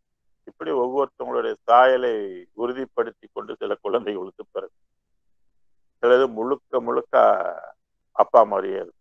இல்லைன்னா அவங்க தாத்தா வகையில யாராவது ஒரு ஆளு அந்த அந்த அது ஏதோ அந்த டிஎன்ஏன்னு சொல்லுவாங்க. அது அந்த கேட்டகரியில வருது. இப்ப வள்ளல் பெருமானுடைய பாடலில் இங்க சில டிஎன்ஏவும் அவர் குறிப்பிட்டிருக்கிறார். அதாவது தலைவனுக்குள்ள தன்மை தான் என் தன்மை என்பது. தலைவனுக்குள்ள குணம் என்னவோ அந்த குணம் தான் எனக்கும் அப்படின்னு சொல்லுவாரு. ஏன்னா அவங்க வந்து அதெல்லாம் பயிற்சி செய்யறவங்களுக்கு அந்த ஜீவகாரணத்தை பற்றி தெரியும். ஜீவகாரண ஒழுக்கம்னா என்னன்னு புரியும். அப்ப தன்னை ஒப்பார் அப்படின்னா 2 பேரும் ஒன்றாக இருக்கிற ஒப்பார்னா ஒத்து இருக்கிறது. இப்ப படம் பிடிச்சாக்க ஒரு படத்துக்கும் ஒத்து பார்க்கறாங்களே, ஓகே ஒரே நல்லா இருக்குது அப்படின்ட்டு. அதனாலதான் தன்னை ஒப்பார். என்னை போன்றவர் அருட்பெருஞ்சோதி என்னை போன்றவர். சிற்றபை நடம் செய்கின்றார். சிற்றபையில் விளங்குகின்ற தெய்வம் அதே தெய்வம்னு படிச்சோம் இல்லையா? அப்ப சிற்றபையில வந்து அவர் என்ன செய்கின்றார் அப்படின்னா நடம் செய்கின்றார் அப்படின்னு சொல்றாரு. அதுக்கு அர்த்தம் என்ன சொன்னேன்? அன்னை ஒப்பார் இதோ அம்பலத்திருக்கின்றார். அன்னையை போன்ற ஒப்பார்னா அன்னையை போன்ற இதோ அம்பலத்திருக்கின்றார். அப்ப கடவுள்கள்லாம் எங்க இருக்கிறாங்கன்னாக்க ஸ்பேஸ்ல இருக்கிறாங்க. இப்ப நம்ம எங்க இருக்கிறோம்னா நம்ம ஏர்த்துல இருக்கோம். ஏர்த்துக்கும் ஸ்பேஸுக்கும் எவ்வளவு வித்தியாசம் இருக்கு.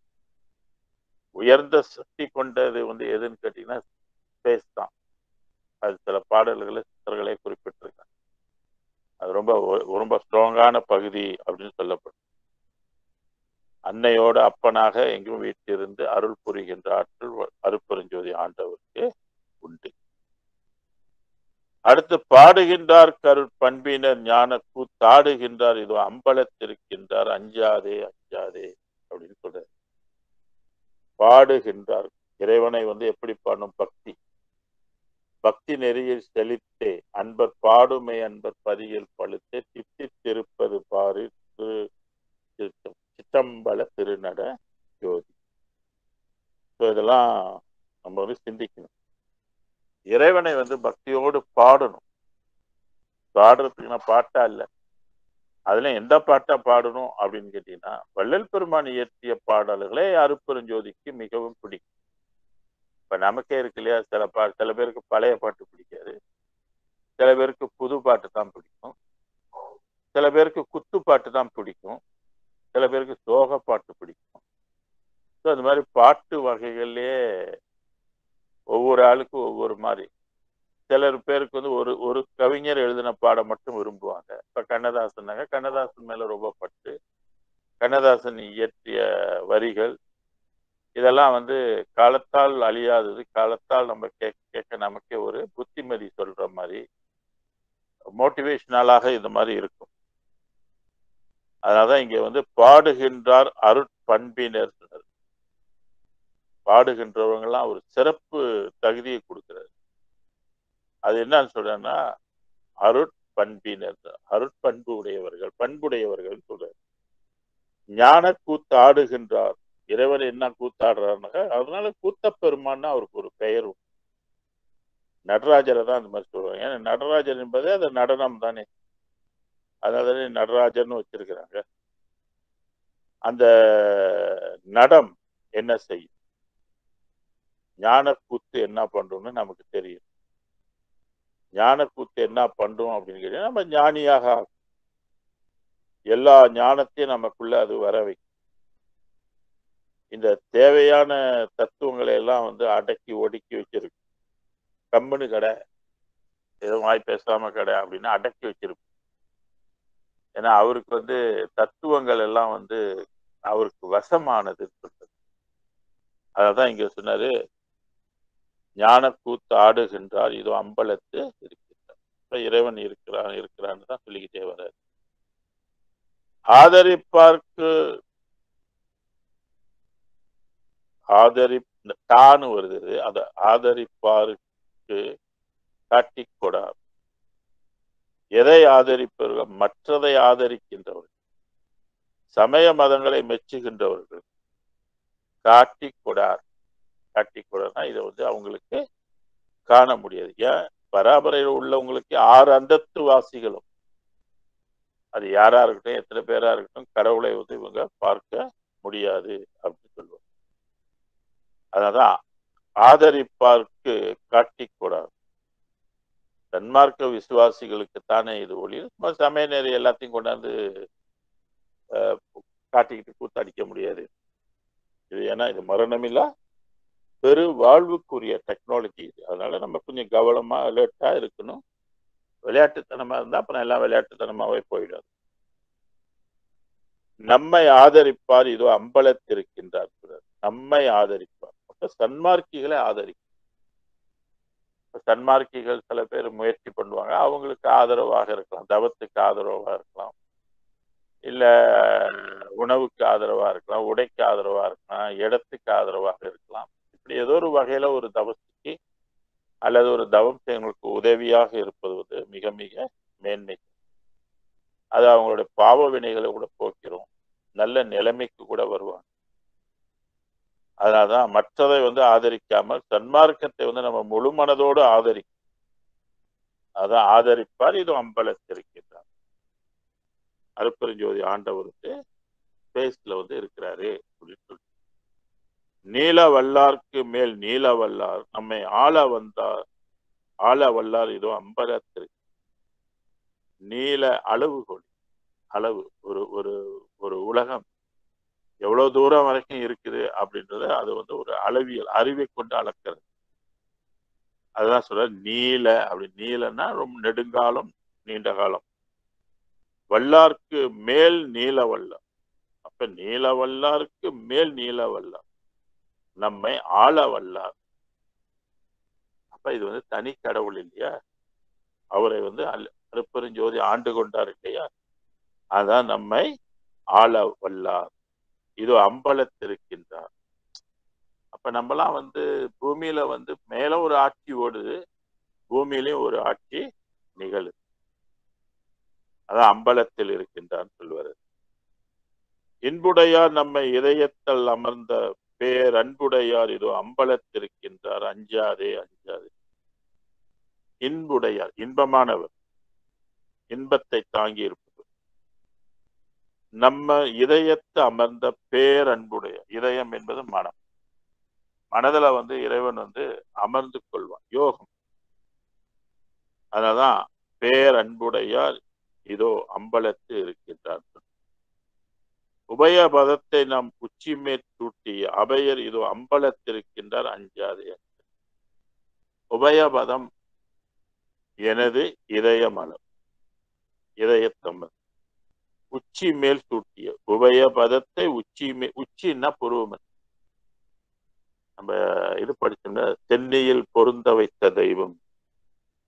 அப்ப அந்த இடம் தான் இறைவனுடைய திருவடி. உபயபதம் என்பது திருவடி, உள்ளொளி அப்படின்னு பொருள்படும். உச்சி மேல் சூட்டினா, உச்சின்னா புருவமத்தி. புருவமத்திக்குள்ள யாரெல்லாம் தவம் பண்றா அவங்களுக்குள்ள செலுத்துவாரு. அதான் புருமத்தின் கண்ணே மனதை வைத்தல் அப்படின்னு சொல்றாரு. அப்படி அவர் வள்ளல் பெருமான் தீட்சை பெற்றிருக்கிறார். அருட்பெருஞ்சோதி ஆண்டவரே அவருக்கு தீட்சை கொடுத்திருக்கு.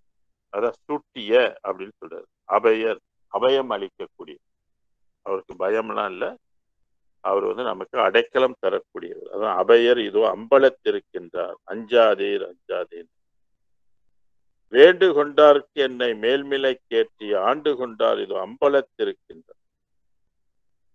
வேண்டு கொண்டார் அப்படின்னா வேண்டிக் கொண்டவர்கள். என்னை மேல்நிலை கேற்றியே ஆண்டு கொண்டார். அப்ப இதுல இருந்து நல்லா தெரியுது பாருங்க. இறைவன் நம்ம உயிர்னா இறைவன் அருட்பெருஞ்சோதி ஆண்டவர் நம்மளை ஆண்டு கொள்ளும். நம்ம அன்னாடும் படிக்கலாம். அருஜோதி தெய்வம் என்னை ஆண்டு கொண்ட தெய்வம் அம்பலத்தில் ஆடுகின்ற ஆனந்த தெய்வம். அதுலயும் வருது பாரு, அம்பலத்தில் ஆடுகின்ற அம்பலத்தரசே அருமருந்தே ஆனந்தத்தேனே அருள்வே. அப்ப வேண்டு கொண்டாருக்கு என் மேல்நிலை கேட்டிய ஆண்டு கொண்டார் இதோ அம்பலத்திற்கு. வள்ளல் பெருமானை மேல்நிலைக்கு கொண்டு போய் வைத்தார். அதனால அந்த நன்றியோட சொல்றாரு. அதை இதுக்கு முன்பு எனக்கு அதெல்லாம் தெரியாது, எனக்கு உச்சி மேல் சூட்டினாரு, இது அம்பலத்திருக்கின்றான். எச்சம் பெறல் மகனே என்றன் உள் உற்ற அச்சம் தவிர்த்தவர் அம்பலத்திருக்கின்ற அஞ்சாதே அஞ்சாதே. எச்சம் பெறல் மகனே, எச்சம்னா மிச்சம்னா பேலன்ஸ், பேலன்ஸ் எதுவுமே இல்லாமல். எச்சம் பெறல் மகனே என்றன் உள் உற்ற அச்சம், அந்த உள் மனதுக்குள்ள ஏற்படுகின்ற அச்சத்தை இறைவன் தவிர்த்து விட்டான் எனக்கு அப்படின்னு அந்த இடத்துல சொல்றாரு. வள்ளல் பெருமானோ அதை வேண்டிதான் அங்க உட்கார்ந்து இருக்கிறார். நீ என் பிள்ளைக்கு நீக்கின மாதிரி எனக்கும் நீக்கி கொடு அப்படின்னு. அது கிடைச்சது அவருக்கு. கடைசியில எல்லாமே இறைவன்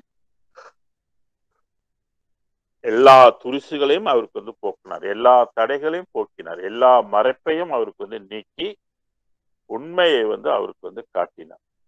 அதுல எல்லாம் எந்த ஒரு டவுட்டும் நமக்கு தேவையில்லை. கன்ஃபார்ம் அதெல்லாம் உறுதியாக நடந்த உண்மைகளை தான். வள்ளல்பான் சில விஷயங்கள்லாம் அவர் சொன்னதுல மறுப்பு சொல்வதற்கு முடியாது. ஏன்னா அது போன்ற சிஸ்டம் ஏற்கனவே இருந்திருக்குது உலகம். தமிழ்நாட்டுல அந்த மாதிரி இருந்திருக்குது.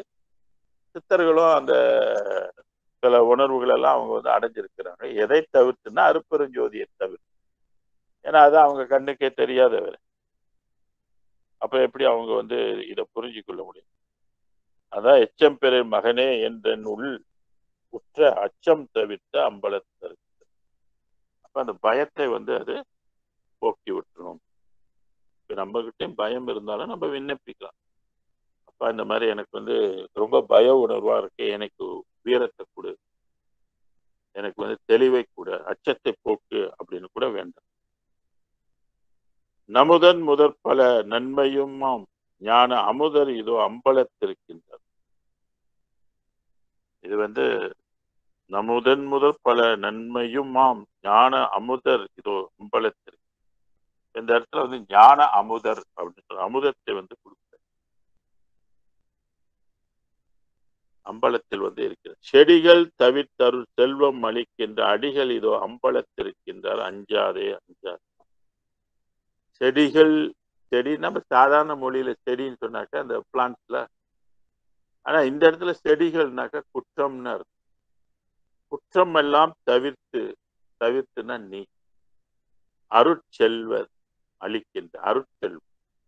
அதான் திருவள்ளுவர் சொல்றார், செல்வத்துள் செல்வம் செவிச்செல்வம், அருட்செல்வம் செல்வத்துள் செல்வம் பொருட்செல்வம் பூரியர் கண்ணமுல அப்படின்னு சொல்லு. பூரியர் சொன்னா கீழ் மக்கள்னா அர்த்தம், பாவத் தொழில்களை செய்கின்ற மக்கள்னு அர்த்தம். அவங்க கிட்டையும் செல்வம் போய் சேரும், லட்சம் லட்சமா சேரும், கோடி கோடியா சேரும் அப்படின்னு சொல்றது. நல்லவர்கிட்ட சமயத்துல காசு சேர, ஆனால் அவங்க கிட்ட அருள் என்ற ஒரு செல்வம் சேரும். இவங்ககிட்ட அருள் செல்வம் சேராது. ஏன்னா அந்த வழித்துறை, அந்த சம்பாத்தியத்துறை அதுக்கு ஒரு தர்மம் இருக்கு. சும்மா கண்ட மாதிரிலாம் சம்பாதிக்க முடியும். அதனாலதான் அந்த அதனால வரக்கூடிய பணத்தை கூட நல்ல பணம் கெட்ட பணம் சொல்லுவாங்க.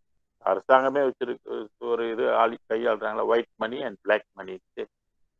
அது மாதிரி நல்ல நல்ல புண்ணிய தொழில் அப்படின்றது ஒன்று இருக்குது, பாவத் தொழில் அப்படின்றது. இது போன்ற பாவங்களை எல்லாம் தவிர்த்துன்னு சொன்னார். அருட்பெருஞ்சோதியர் அருள் கிடைத்தால் எல்லா குற்றங்களும் தவிர்க்க முடியும். செடிகள் தவிர்த்து, குற்றம் தவிர்த்து, குற்றம்னு எடுத்துக்கலாம். அருட்செல்வம் அளிக்கின்ற அடிகள் இதோ அம்பலத்திருக்கின்ற அருட்செல்வத்தை தருகின்ற கடவுள். என்னுடைய பெரும் செல்வம் என்று சொல்வேன், எல்லாருக்கும் தரும், இல்லாமை எனக்கு இல்லை எல்லாருக்கும் தருவேன் அப்படின்ற ஒரு பாடல் 2-4-7-1 2-4-7-1 அதுல பெருமான் சொல்றாரு, எல்லாமும் செய்ய வல்ல தனித்தலைவர் பொதுவில் இருந்து நடம் புரிகின்ற அருட்பெருஞ்சோதியினால் நல்லாயினை நாட்டார்கள் எல்லாரும் அறிய நன்னியனை மனம் புரிந்தார் புண்ணியனார். அதனால் இல்லாமை எனக்கு இல்லை, எல்லாருக்கும் தருவேன். என்னுடைய பெரும் செல்வம் என் புகழ்வேன், செல்லாத அண்டமட்டும் அப்புறத்தும் அப்பாலும் சிவஞான பெருஞ்செல்வம் சிறப்பது கண்டறிய. அப்ப இந்த பாடல்ல வந்து செல்வம் அப்படின்னு சொல்லக்கூடியது என்ன செல்வம்னாக்க அது வந்து சிவஞான பெருஞ்செல்வம் சொல்றது. ஞானம், அறிவு, தூய அறிவு, அதுதான் செல்வம், உண்மையான செல்வம். பணம்லாம் ஒரு காலத்துல இருக்கும், ஒரு காலத்துல இல்லாம போயிடும். அது வேல்யூ குறையும், அல்லது அது வந்து ஏமாற்றப்பட்டு பலர் அதை பெற்றுக்கொள்வார்கள். ஓட்டாண்டி அப்புறம் வந்து இருப்பாங்க. ஸோ இது இந்த மாதிரி செல்வம் பேரு. இது உலக நடக்கூடிய கரண். இங்க வந்து ஞான நடம், அருள் இல்லாருக்கு அவ்வுலகம் இல்லைன்னு சொல்றாரு. அந்த மாதிரி அந்த உலகத்தை வந்து அடைவதற்கு கடவுளுடைய அருள் என்ற செல்வத்தை வந்து நம்ம இருக்கும் போதே, காலம் இருக்கும் போதே நம்ம வந்து சம்பாதிச்சு, அதுக்குன்னு போய் மலை ஏறுங்க, அங்க போங்க இங்க போங்க அதெல்லாம் செய்ய வேண்டியது. கொஞ்ச நேரம் அமைதியா உட்காந்து கண்ணை மூடி இந்த உயிரை கொடுத்த இறைவனுக்கு வந்து நன்றி சொல்லணும். இந்த உயிர் வந்து இந்த உலகத்துல நடமாடுவதற்கு நமக்கு உடம்பு கொடுத்த கடவுளுக்கு நன்றி சொல்லணும். அப்புறம் நமக்கு வந்து இந்த இன்னைக்கு உள்ள காலகட்டம் வரைக்கும் நம்ம இருக்கிறது, அதுக்கு நன்றி சொல்லணும். அப்புறம் நம்ம வந்து அவரை வணங்குவதற்கு அந்த பாக்கியம் நமக்கு கிடைச்சிருக்குதா, வள்ளலாரை பற்றி ஏதோ சிறிதளவாவது சிந்திக்கிறோமா, அல்ல வள்ளலாரை பற்றி சிறிதளவாவது தெரிஞ்சு வச்சிருக்கிறோமா, அதுக்கு ஒரு நன்மை, அதுக்கு ஒரு நன்றி சொல்லணும். ஏதோ உன்னை பற்றி நான் தெரிஞ்சு வச்சிருக்கிறேன்ப்பா, உன்னுடைய அருளால, உன்னுடைய கருணால. ஏன்னா உலகத்துல பல கோடி மக்களுக்கு வள்ளலாரை தெரியும். வெளிநாடுகள் எல்லாம் எவ்வளவு பேர் இருக்கிறாங்க, அவங்களுக்குலாம் வள்ளலாரை பற்றி தெரியும். அப்ப வள்ளலாரை பற்றி கட்டாயம் தெரிந்து கொள்ளணும் நம்மளாம். ஏன்னா அவர் பெற்ற வாழ்க்கை தான் நம்மளும் வாழப்போம். அவருடைய டெஸ்டினேஷன் இதுதான், அதுதான் நம்மளுடைய டெஸ்டினேஷன். அவர் என்ன மாதிரி தவம் பண்ணாரோ அதைத்தான் நம்மளும் பண்ணணும். அவருக்கு கிடைத்தது போலயே நமக்கும் அருட்பெருஞ்சோதி ஆண்டவர் உதவி செய்வாரு என்று அவரே சொல்லியிருக்கிறார். நான் பெற்றது போல் நீங்களும் பெறுவீங்க, என்னோட அப்பனை நீங்க நம்புங்க அப்படின்னு சொல்றது இல்லையா? அப்ப நம்ம நம்பி என்ன செய்யணும், போகணும். அதான் என்பால் வருபவருக்கு அருள் ஈக்கின்ற, நீ என் வழியில வந்தா நான் உனக்கு அருள் கொடுக்குறேன்ப்பா அப்படின்னு சொல்றாரு. அப்ப அந்த வாய்ப்பை யாரு பயன்படுத்திக்கணும், நம்ம தான் பயன்படுத்த விட்டுட்டோம்னா நம்ம புதுசால நமக்கு வந்து உயரத்துக்கு வேற வழி கிடையாது. ஒண்ணு தெரிஞ்சுக்கணும், வள்ளலார் பெருமான் சத்தியம் பண்ணி ஒண்ணு என்ன சொல்லியிருக்கிறாரு, இந்த யூனிவர்சல்ல வந்து இனி மனிதனை வந்து உய்விப்பதற்கு கடவுள் இல்லை, வேற கடவுள்களை இனி நம்மளை உய்விப்பதற்கு முடியாது. இருக்கிறது இதுதான், அருட்பெருஞ்சோதி ஆண்டவர் விட்டு தான் இருக்கிற. நல்லா தெரிஞ்சு போச்சு. சடங்கால நம்மளாம் இனி கரை சேர முடியாதுன்னு தெரிஞ்சு போச்சு. ஆனா அதை நம்பிக்கை இருக்கிறவங்க செய்துக்கிட்டு போவாங்க. காசுலாம் ஒரு பெரிய பிரச்சனையே கிடையாதுங்க. 2000 கேட்டானா 5000 கேட்டானா ஆளுக்கு பங்கு போட்டு கொடுத்துட்டு எங்க அப்பா நல்லபடியா போய் சேர்ந்து முக்தி அடைஞ்சா போதும்னு சொல்லிட்டு காசு இறக்கிறவங்க எல்லாம் இருக்கிறாங்க. இதெல்லாம் காசு கொடுத்துட்டு திருப்தி பட்டுக்கிடாமே ஒழிய அந்த ஆத்மாவுக்கு வந்து திருப்தி கிடைக்குமானா கிடைக்காது. அந்த ஆத்மா மீண்டும் ஒளி உடம்பை எடுப்பதற்காக அது வந்து அது ஒரு சிஸ்டம், அது ஒரு இயக்கம். அது என்ன செய்யும், திருப்பி பிறவிக்கு வந்து தள்ளிவிடும். அதனாலதான் அருட்செல்வம் என்பது ரொம்ப ரொம்ப முக்கியம். அந்த செல்வத்தை வந்து நம்ம காலம் உள்ள போதே சம்பாதித்துக் கொள்ளணும்னு சொல்லுவோம். இப்ப இன்னைக்கு வந்து நம்ம பசித்தவங்களுக்கு சாப்பாடு போடணும் அப்படின்றது ஒரு கட்டாயமாக இறைவன் விடுத்திருக்கிறார். அதனால கிடைக்கக்கூடிய லாபமே அறிவும் அன்பும் சொல்றாரு. அந்த அன்புலதான் அருட்பெருஞ்சோதி அகப்படும்னு வேற நம்ம தெரிஞ்சிருக்கோம். அதனால அருளை வந்து நம்ம என்றைக்குமே இழக்க கூடாது. விரசுலகமெல்லாம் விரித்தைந்தொழில் தரும் அரசுடையார் இதோ அம்பலத்திருக்கின்றார். விரசு நிலம் சொல்லுவாங்க. அப்படின்னா பயன்படாத ஒரு நிலம். அதான் விரசுலகெல்லாம் பயனற்ற, அப்படின்னா நித்திய உலகம் கிடையாது. விரசு நிலம்னாலே பயனற்ற உலகமெல்லாம் விரித்துன்னா அதெல்லாம் எடுத்து விவரமா சொல்லி ஐந்தொழில் தரும் அரசுடையார், அருட்பெருஞ்சோதி என்பது ஒரு அரசு, கிங். அது என்ன செய்யுதுன்னாக்க மற்றவங்களுக்கும் அரசு கொடுக்குது. அதுக்கு வந்து சில ஆட்சி உரிமை கொடுக்குது. அதான் ஐந்தொழில் தரும் அரசுடையார். இப்ப யாருக்கு ஐந்தொழில் கொடுத்திருக்கு? பிரம்மா, விஷ்ணு, ருத்ரன், மகேஸ்வரன், சதாசிவம் ஐந்தொழில் செய்கின்றவர். இவங்களுக்கு மேல விந்து என்ற உலகம் அது செய்ய வல்லதா? அதுவும் செய்ய முடியும். இப்ப மதவெளியில இருக்கிறவங்க அவங்களும் செய்ய முடியும், ஐந்தொழில் செய்ய முடியும். பராபரை வரைக்கும் அந்த ஐந்தொழில் செய்யக்கூடிய ஆற்றல் வந்து கொடுத்திருக்கு. கொடுத்து இது தனியாகவும் ஒரு ஐந்தொழில் செய்கின்றார்.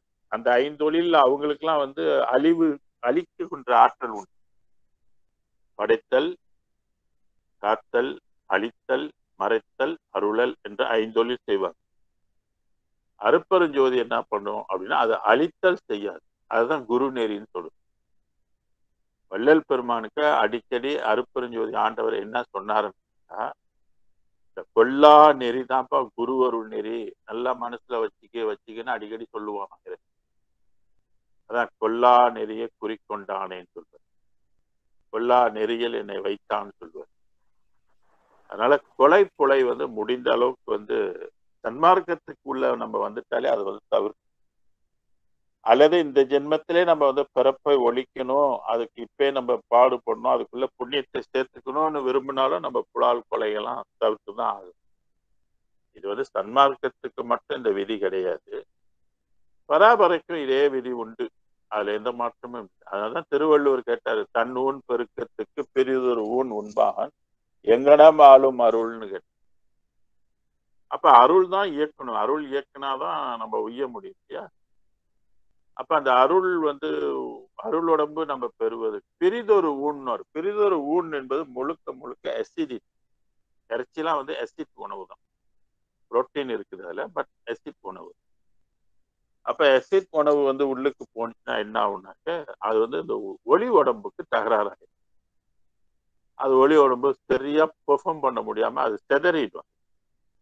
அது செதறி போச்சுனாக்கா அப்ப அந்த யோகம் வந்து பொய்த்து போயிடும். அதனாலதான் பெருமான் வந்து இந்த கொலையெல்லாம் தவிர்க்கணும் அப்படின்னு சொல்லுவார். அது நம்ம மெதுவா பழகி அப்படியே பிராமணர்கள் மாதிரி வந்தா சாப்பிட்டு. செறிவுடையார் உள்ளத்தை நடம் செய்கின்றார், அறிவுறுவார் இதோ அம்பலத்திற்கு. செறிவு என்பது இங்க வளர்ச்சினார். உள்ளத்தே நடம் செய்ய, உள்ளத்துல வந்து நடம் செய்து, அப்ப எங்க அது இயங்குதுன்றது பாருங்க. உள்ளத்தே நடம் செய்கின்ற அறிவுருவார். அருட்பெருஞ்சோதி ஆண்டவர் எப்படி இருக்குன்னாக்கா அறிவு உருவமாக இருக்கின்றார். அதனால பிரிவேது உன்னை பிடித்த உனக்கு நம் அறிவே வடிவனும் அருட்பெரும் ஜோதி. அப்ப எத்தனாவது அறிவுன்னா 12 அறிவு தாங்கி இருப்பார். எல்லா அறிவும் அதுக்குள்ள அடங்கி இருக்கும் பெருவெளிக்குள்ள. அப்படிப்பட்ட இடம்தான் வந்து அம்பலமாக இருக்குது. எல்லா ஞானங்களையும் கொண்டிருக்கின்ற அம்பலம் திருச்சிற்றம்பலம் என்று சன்மார்க்கம் காட்டுகின்ற அம்பலம். தெரிவுடையார் உள்ளத்தே நடம் செய்கின்ற அறிவுருவார் இதோ அம்பலத்திற்கு. இப்ப கடவுள் வந்து அறிவுருவமாக இருக்கிறார் என்று சொல்றாரு. அதனால நீ வந்து பயப்படாத, அவர் ஒண்ணு பண்ணிட மாட்டாரு. நல்லாருக்கு நல்ல தெய்வம், நடுவான தெய்வம். அது யாரையும் வந்து துன்புறுத்தாது, யாரையும் வந்து பழி வாங்காது. பழி வாங்குற தன்மையெல்லாம் அருட்பெருஞ்சோதி ஆண்டவருக்கு சுட்டு போட்டாலும் வராது. அந்த மாதிரி குணம் இல்லை. அதோட பெருங்குணம் வந்து மிக மிக கருணை, மன்னித்தல், ஆதரிப்பதுதான் அதோடைய தன்மைகளாக இருக்கு. அதனாலதான் அதனுடைய குணம் வந்து ரொம்ப பெருசு அப்படின்னு சொல்றது. அப்படிப்பட்ட ஒரு அருட்பெருஞ்சோதி அது யாருக்கும் கெடுதி செய்யுமா அப்படின்னா கெடுதி செய்ய. அதனால நீங்க வந்து முழுமையாக இதை வந்து பற்றி கொள்ள வேண்டும். அப்படி பற்றி கொள்வதனால் பயனடைய போவது நம்ம தானே ஒழிய வேற யாரும். யாரெல்லாம் அருட்பெருஞ்சோதியை பற்றுகின்றார்களோ கண்டிப்பா அவங்களுக்குலாம் ஆன்ம விமோச்சனம் பெறக்கூடியவர். கொஞ்சம் மெனக்கட்டு இன்னும் கொஞ்சம் முயற்சிகள்லாம் போட்டாங்கன்னாக்க அது வந்து பெரும் புண்ணியமாக அடுத்தடுத்த ஜென்மங்கள்ல வந்து தீட்சை பெறுவதற்கு வழி கொள்ளும். ஏன்னா தீட்சை இந்த ஜென்மத்துல யார் தீட்சை பெற்றாலும் அது கைவிட, அது போதுமான அளவுக்கு அந்த பக்குவம் இல்லைன்னாலும் வராது. சில ஒழுக்கங்களை எல்லாம் கடைப்பிடிக்கலன்னாலும் இறைவன் வந்து உள்ளுக்கு வரமாட்டான். ரெண்டாவது அவரை பற்றி நல்லா நம்ம தெரிஞ்சிருக்கணும். A to Z தெரிஞ்சிருக்கணும். நம்மளுடைய கடவுள் எப்படிப்பட்டவர், நாம் வணங்குகின்ற கடவுள் அன்னையாகவும் அப்பனாகவும் இருக்கிறார். நான் ஏற்கனவே சொல்லியிருக்கேன், அப்பனா இருக்கும் போது கரு பிடிச்சிருவாரு, அன்னையா இருக்கும் போது அமுதம் ஊட்டிடுவார். ஸோ ரெண்டும் செஞ்சா என்ன ஆயிரும், உடம்பு வளர்ச்சி வரும். உடம்பு வளர வர அது அறிவு உருவமான உடம்பாக மாறும். அதுதான் இங்க சொன்னாரு, அறிவுடையார் அறிவுருவார் இதோ அம்பலத்து. இறைவன் என்ன உருவமா இருக்கிறாரோ, என்ன தன்மையில இருக்கோ அதே தன்மை இவங்களுக்கும் வந்து தனித்தனியா வேற வேறையா இருக்காது. இதுதான் அத்வைதம் சொல்றது, நீயும் நானும் ஒண்ணு அப்படின்ற ஒரு பாடல். பயப்படக்கூடாது, தேவையில்லாததை நம்ம ஒதுக்கணும். எது அதி முக்கியமா நமக்கு தேவையோ அதை பிடிச்சிக்கொள்ளணும். ரெண்டும் எனக்கு வேணும் அப்படின்னு சொல்லிக்கிட்டு இருந்தோமாக்க ஒண்ணு இழந்துருவோம். அதான் சிறிய நன்மைகள்ல நீங்க போய் கவனம் செலுத்தினா பெரிய நன்மை நம்ம ஏமாந்துருவோம் அப்படின்னு சொல்லி வள்ளல் பெருமான் சொன்னார் இந்த உரைநடை பகுதி. அப்ப இறுதி பாட்டிலே அஞ்சாதே நெஞ்சே அஞ்சாதே, அஞ்சாதே நெஞ்சே அஞ்சாதே, பயப்படாதீங்க பயப்படாதீங்க, எந்த சாமியும் உங்களை மீறி ஒண்ணும் பண்ணிடாது. அச்சம் பூஜ்யம், ரொம்ப அச்சம் பூஜ்யமாக இருக்கு. ஓகே, அடுத்த பாடல்ல இது நல்ல தருணம், காலம். இது காலத்தை குறிக்கக்கூடியது. அகவல்ல நம்ம படிச்சிருப்போம், காலமும் நியதியும் காட்டி எவ்வுயிரையும் ஆளுற காக்கும் அருட்பெரும் ஜோதி. வித்யா தத்துவம்னு ஒரு தத்துவம் இருக்கு இல்லையா, சிவ தத்துவம் 5, ஆன்ம தத்துவம் 24, வித்யா தத்துவம் 7. அந்த வித்யா தத்துவத்துல காலம் அப்படின்னு ஒண்ணு வரும், நியதி அப்படின்னு வரும், கலை அப்படின்னு வரும், வித்தை அப்படின்னு ஒண்ணு வரும், வராகம், குருடன், மாயை. இது இந்த 7ம் அசுத்த மாயா தத்துவங்கள் சொல்லுவாங்க. சுத்த மாயா தத்துவங்கள் சிவம், சக்தி, சதாக்கியம், ஈஸ்வரம், சுத்த வித்தை. இதெல்லாம் 5 என்ன தத்துவம் அப்படின்னு சுத்த மாயா தத்துவம். முதல்ல உள்ள 7 அசுத்த மாயா தத்துவம். இந்த உலகம் கால தத்துவத்துக்கு ஏற்ற மாதிரி மாறிக்கொண்டே போகும். அந்தந்த காலகட்டத்துல என்னென்ன நடக்கணுமோ, யார் யார் ஆளணுமோ, என்னென்ன டிசாஸ்டர் வரணுமோ எல்லாம் வரும். அது காலம் நிர்ணயிக்கும். தருணம் அப்படின்னு சொன்னாலே காலம். இது நல்ல தருணம். என்ன செய்ய, அருள் செய்வதற்கு இது நல்ல தருணம். எப்பேற்பட்ட அருள் வருது, மிக உயர்ந்த அருள், நித்திய வாழ்வு தருகின்ற ஒரு அருள் 19ஆம் நூற்றாண்டுல தான் வருது. இத வச்சு ஒரு பாடல் எழுதுறாரு வள்ளல். இது நல்ல தருணம், அருள் செய்ய இது நல்ல தருணம். இப்ப இதுக்கு முன்பு உள்ள தருணம் அந்தந்த காலகட்டத்துக்கு அந்தந்த விதிப்படி ஒவ்வொரு பிரபஞ்சத்துல இருக்கக்கூடிய சக்திகள் ஆட்சி பெற்று அதுங்க ஆண்டு இருக்கு. ஆனா 19ஆம் நூற்றாண்டுல மட்டும்தான் தனிமையிலே இவ்வளவு நாள் இருந்த ஒரு தனிமையாக இருந்த ஒரு அருள் இயங்குவதற்குரிய காலம் கிடைந்தது. அதனால பெருமான் ஒரு இடத்துல சொன்னாரு, 4:8:2, இனி உம்மால் ஒழிக்க முடியாது. அப்ப இவரே பாரு இறைவன்கிட்ட என்ன சொல்றாரு, உன்னால இனிமேல் ஒழிக்க முடியாது, இந்த உண்மை வெளியே வரணும் என்பது காலத்தின் கட்டாயமாக இருக்குது, அதனாலதான் இனிமேல ஒழிக்க முடியாது. அப்ப வந்துருச்சு, இந்த உண்மை வெளிப்பட்டு போயிருச்சு. மரணமில்லா பெருவாழ்வு இப்ப பல்வேறு இடங்கள்ல பல்வேறு நாடுகள் எல்லாம் ஆய்வு செய்ய தொடங்கிட்டாங்க. சில பேரு அதுல முழுமையான ஈடுபாடு கொண்டும் ஆங்காங்கு இருக்கிறாங்க. சரி, நம்ம இந்த நடம் போவோம். இதுக்குள்ள என்னதான் சொல்ல வராரு. பொது நல்ல நடம் வல்ல புண்ணியரே கேளும். நடம் ஒரு நடம் இல்லைங்க, பல நடம் இருக்கு, பல கோடி நடம் இருக்கு வான்வெளியில. சொஃப்ட்வேர் அவ்வளோ கடவுள் வச்சிருக்கிறார். இப்ப பூமியில படைக்கும் போது 84 லட்சம் ஜீவராசிகளை படைக்கிறாருன்னா அப்ப 84 லட்சம் சொஃப்ட்வேர் இருக்குன்னு தானே அர்த்தம். அந்த உயிர்கள் தானே அப்பப்ப அது என்ன செய்யணுமோ, என்ன உடம்பு எடுக்கணுமோ அது வேலை செஞ்சுக்கிட்டே வருது. ஆனா உயரத்துக்குன்னு வரும்பொழுது அதுக்குன்னு வேற நடம் ஒண்ணு வேற. உலகத்துல வாழ்வதற்கு அதுக்கு ஒரு நடம், அசுத்தன்றம். அது ஒன்றும் பிரச்சனையே கிடையாது. அது பாட்டுக்கு அது ஓடிக்கிட்டே இருக்கும். இறப்பு பிறப்பு இறப்பு பிறப்புக்கு வித்துட்டு கொண்டு இருக்கும். ஆனால் இந்த உலகத்துல இருந்து உய்யணும், இது என்னடா வாழ்க்கை, இது என்னடா ஒரு இன்பம், ஒரு உண்மைக்கும் இது இல்லைன்னு சொல்லி கொஞ்சம் அறிவு தெளிவு பெற்றவங்களா இருக்கிறாங்க இல்லையா. பல ஜென்மங்கள்ல செய்த பூஜைகள், பல ஜென்மத்துல படித்த படிப்புகள், பல ஜென்மத்துல செய்த புண்ணியங்கள், பல ஜென்மத்துல செய்த ஆய்வுகள், இதெல்லாம் அவங்களுக்கு கேரி ஃபார்வர்ட் பண்ணிக்கிட்டே வரும் இல்லையா. விட்ட குறை தொட்ட குறைன்னு வரும் இல்லையா. ஏன்னா உயிர்கள் எல்லாம் ஒரு ஒரு ஒரு ஒரு டார்கெட்டை வச்சுதான் மூவ் பண்ணும். அப்படி அப்படி வந்து நிலையில்லாததுல டார்கெட் வைக்கும் போது அது வேஸ்ட் ஆயிடும். அப்ப நிலையானது எப்ப வருது அப்படின்னா, அதுவும் 19ஆம் நூற்றாண்டு தான் வள்ளல் பெருமானுக்குள்ளே முதல் ஆட்கொண்டு தன்னை வெளிப்படுத்து. அப்ப அதுகிட்ட இருக்கின்ற ஒரு நடம் பல பேர் இருக்குது அதுக்கு. இருந்தாலும் இந்த பாடல் வந்து அது பொது நடம் என்ற ஒரு பல்லவியாக இது வந்து அமைச்சிருக்கு. பொது நல்ல நடம். எது நல்ல நடம்? பொதுவா இருக்கிறது நல்ல நடம். பொதுவுல எத்தனை இருக்குது? 2 இருக்குது. பொதுவது சிறப்பது, புதியது பழையது என்று அது அதுவாய் திகழ் அருட்பெரும் ஜோதி. இதே நீங்க வந்து அகவல் படிக்கும் போது படிச்சிருப்பீங்க. புதுசு பழசு. அதே மாதிரி அருள் இன்னாட் புதிதே அந்நாளில் இல்லையே என்பது.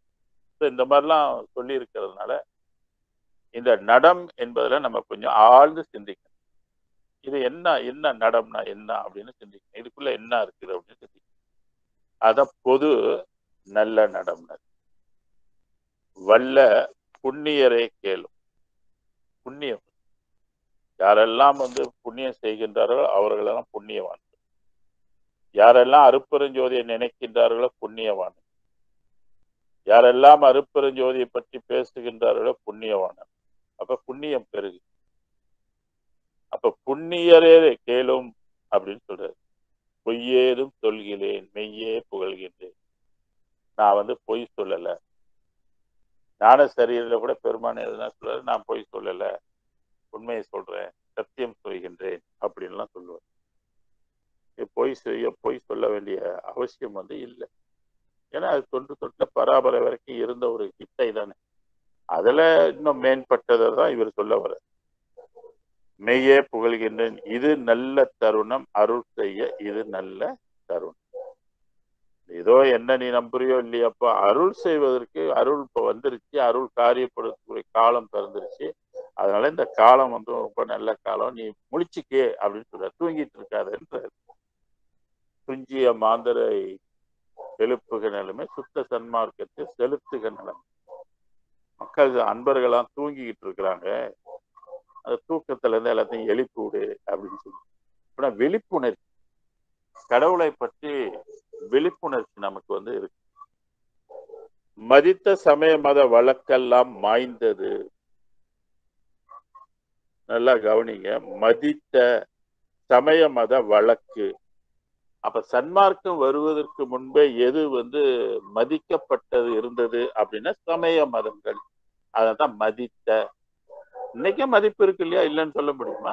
எல்லாரும் தூக்கி போட்டாங்க இல்லையே. இன்னைக்கு அதுக்குன்னு போற ஒரு கூட்டம் இருக்கத்தான் செய்யுது. அது அது வழக்கமா ஓடிக்கிட்டு இருக்குது. அதுலலாம் ஒன்றும் மாற்றங்கள் இதுவரையில வந்ததாக எனக்கு ஒண்ணு தெரியும். ஆனா இங்க என்ன சொல்றாரு? மதித்த சமய மத வழக்குன்றது. வழக்கம் என்று தொடர்ந்து அது வழக்கத்துல வந்த ஒன்று எல்லாம் மாய்ந்தது.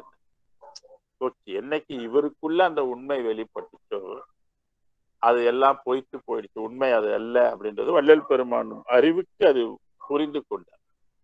அதனாலதான் இதை எழுதுறாரு. பின்னால வரவங்க இதை படிக்கும் போது நான் யாருன்னு தெரிஞ்சுக்குவாங்க அப்படின்றது அதனுடைய சாரம். சமய மத வழக்கு. மதம் என்பது 6 அந்தங்களை கொண்டு, சமயம் என்பது 6 சைவ சமயத்தில் உள்ள தெய்வங்களை குறிப்பிடுகிறது. இதெல்லாம் மாய்ந்தது. மாய்ந்ததுன்னா செத்ததுன்னு அர்த்தம். அடுத்து சொல்றாரு பாருங்க, வருணாச்சிரம என்னும் மயக்கமும் சாய்ந்தது. வருணாச்சிரமம் அப்படின்னு சொல்றது வந்து 4 வகை வருணாச்சிரமம் சொல்லுவாங்க. அதாவது பிராமணர், வசியர், சூத்திரர், அப்புறம் வந்து இன்னொரு இது வரும். இந்த 4 வர்ணங்கள் சொல்லுது. அது ஆச்சிரமம் சொல்ல. ஆச்சிரமம் என்பது அவங்களுக்குன்னு உள்ள ஒரு கொள்கை பிடிப்பு கொண்ட ஒரு ஆசிரம வாழ்க்கைகள் தான். அதான் வருணாச்சிரமம் என்னும் மயக்கம் சொன்னது. அதுவும் சாய்ந்தது. கொதித்த லோகாச்சார கொதிப்பெல்லாம் ஒளிந்தது. லோகாச்சாரம்னா உலக நடை. அந்த கொதிப்பெல்லாம் ஒளிந்ததுன்னு சொல்லுது. இப்போ உலக நிலையில போறதுக்கு பார்க்கறதுக்கு இந்த உலகத்தையே பார்க்க விரும்புவாருன்னா பார்க்க விரும்ப மாட்டார். ஏன்னா இதெல்லாம் பொய் உலகமா இருக்கு இல்லையா? கொலையும் களவும் மற்ற புலையும் அழிந்தது. கொலை செய்ய வேண்டிய அவசியம் இனி அவருக்கு இல்லை.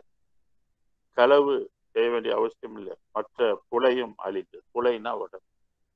அப்ப உடம்பு அந்த தோல் உடம்பு, இறைச்சி உடம்பு எல்லாம் என்ன ஆயிரும்னா ஒளியா மாறிடும். அப்ப ஒளியா மாற மாற இதெல்லாம் என்ன ஆயிரும்? கரைஞ்சிரும். கரை அங்க ஒண்ணும் இருக்காது. அதான் வள்ளல் பெருமான் இறுதியாக போய் கதவு சாத்திட்டு உள்ளுக்கு போனே திறந்து பார்க்கும்போது அங்க ஒண்ணுமே கிடையாது. எல்லாம் ஒளிமயமாக அது ஆயிரும். அதனால கொதித்த லோகாச்சார கொதிப்பெல்லாம் ஒளிந்தது. இந்த லோகாச்சாரம் என்பது உலக நடை. ஒவ்வொரு ஆசிரமங்களும் ஒவ்வொரு ஆதீனங்கள் இருப்பாங்க. ஆதீனங்கள் அவங்க தான் வச்சு எல்லாம் கட்டி காத்துட்டு இருப்பாங்க. இது போன்ற உள்ள ஒரு அமைப்பு முறைகள் எல்லாம் ஒளிந்ததுன்னு சொல்றது. கொலையும் களவும் மற்ற புலையும் அழிந்தது. இது நல்ல தருணம் அருள் செய்ய இது நல்ல தருணம். பொது நல்ல நடம் வல்லவரே புண்ணியரே கேளும் பொய்யேறு சொல்கிறேன் மெய்யே சொல்கிறேன். திருப்பியும் இது நடனத்தில் குறித்த வேதாகமங்கள் கூச்சலும் அடைகின்றனர். குறித்த வேத ஆகம கூச்சல்னா பீத்திக்கிறது, பறைசாட்டு. அது ரிக்கா இருக்கலாம், எஜுர் இருக்கலாம், சாம வேதமா இருக்கலாம், அதர் வேதமாக இருக்கலாம், அல்லது சித்தர் வேதமாக இருக்கலாம். அது மாதிரி நிறைய பகவத்கீதைலாம் சொல்றோம் இல்லையா, ராமாயணம்லாம் சொல்றோம் இல்லையா, அது மாதிரி நிறைய ஞான நூல்கள்லாம் இருக்குது. அதோட கொதிப்பெல்லாம் அடங்கிட்டு குதித்த மன முரட்டு குரங்கும் முடங்கிட்டு. குதித்த மன முரட்டு குரங்கு. எனக்கு அது குரங்குன்னு வர்ணிக்கிறாரு அப்படின்னா அது அலைப்பாயக்கூடிய மனம் என்றும் ஒரே நிலையாக இருக்கு. இப்ப மற்ற வெளிகளாக இருந்தாக அது அலைப்பாயாது. ஆனா மாயை என்ற மனம் அப்படிப்பட்டதல்ல. அது ஒன்று நினைக்கும், மறக்கும், அப்புறம் இன்னொன்னு நினைக்கும். எதையுமே போதுன்னு சொல்லாது, காப்பாற்ற தோல். இது மனம் உலக நடையை நோக்கி 5 புலன்கள் வழியில அது கவனத்தை ஈர்க்கும் என்பதனால அது ஒரு குரங்கு அப்படின்னு சொல்றாரு. இப்படியாப்பட்ட குரங்கு என்ன செய்யணும்? அடக்கும். குரங்கு என்று சொல்ல வேற வேற இடத்துலயும் பெருமான் பயன்படுத்தி இருக்கிறாங்க.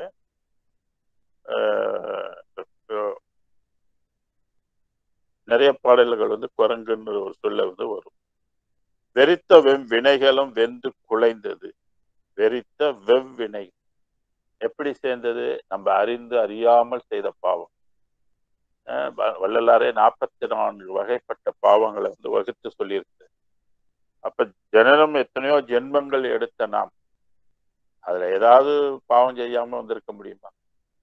அந்த பாவ வினைகள் எல்லாம் ரெக்கார்டாக உள்ளுக்கு பதிவு இருக்கும். பதிவு எங்க இருக்குன்னா உயிர்ல இருக்கும். அந்த உயிர்ல அருட்பெருஞ்சோதி கலக்கும் போதுதான் அந்த ரெக்கார்ட் எல்லாம் அழிந்து போய்விடும். அது வள்ளலாருக்கு கை கூடியது. அதான் வெறித்த வெவ்வினைகளும் வெந்து குலைந்தது. விந்தைசை கொடுமாய சந்தையும் கலைந்தது. விந்தை விசித்திரம். விந்தை என்பது விசித்திரம் செய் கொடு மாயை. மாயை பல விசித்திரங்கள் எல்லாம் நமக்கு செய்து கொண்டு இருக்கும். அதோடைய கூட்டம் சந்தம் கலைந்தது. அப்ப மாயை கூட்டம் 6 கோடி மாயா சக்திகள் இல்லையா, டோட்டலா எல்லாமே போய் தொலைஞ்சுது, கலைஞ்சு போயிடுச்சு அப்படின்னு சொல்றாரு. இது நல்ல தருணம் அருள் செய்ய இது நல்ல தருணம். பொது நல்ல நடம் வல்ல புண்ணியரை கேளும் பொய்யேறு சொல்கிறேன் மெய்யே புகழ்கின்றேன். பொது நடம். கோபமும் காபமும் குடிகட்டு போயிற்று. மனிதனை வஞ்சிக்கின்றது கோபம். கோபம் இல்லாம இருக்க முடியுமா? கோபம் வரும். கோபத்தை ஔவையார் 3 பிரிவாக பிரிப்பாங்க. ஒரு கோபம் பொன் உடைந்ததற்கு ஒப்பாகும். ஒரு கோபம் பாறை உடைந்ததற்கு ஒப்பாகும். இன்னொரு இது ஈட்டி எடுத்து தண்ணியில குத்துனதுக்கு ஒப்பாகும். 3 சொந்தம் கொடுப்பாங்க. அப்ப அந்த முதல் கோபம் சான்றோர்களுக்கு வருகின்ற கோபம் சிறிது நேரம் தான் இருக்கும், அப்புறம் இருக்காது, மறைஞ்சு போயிடும்.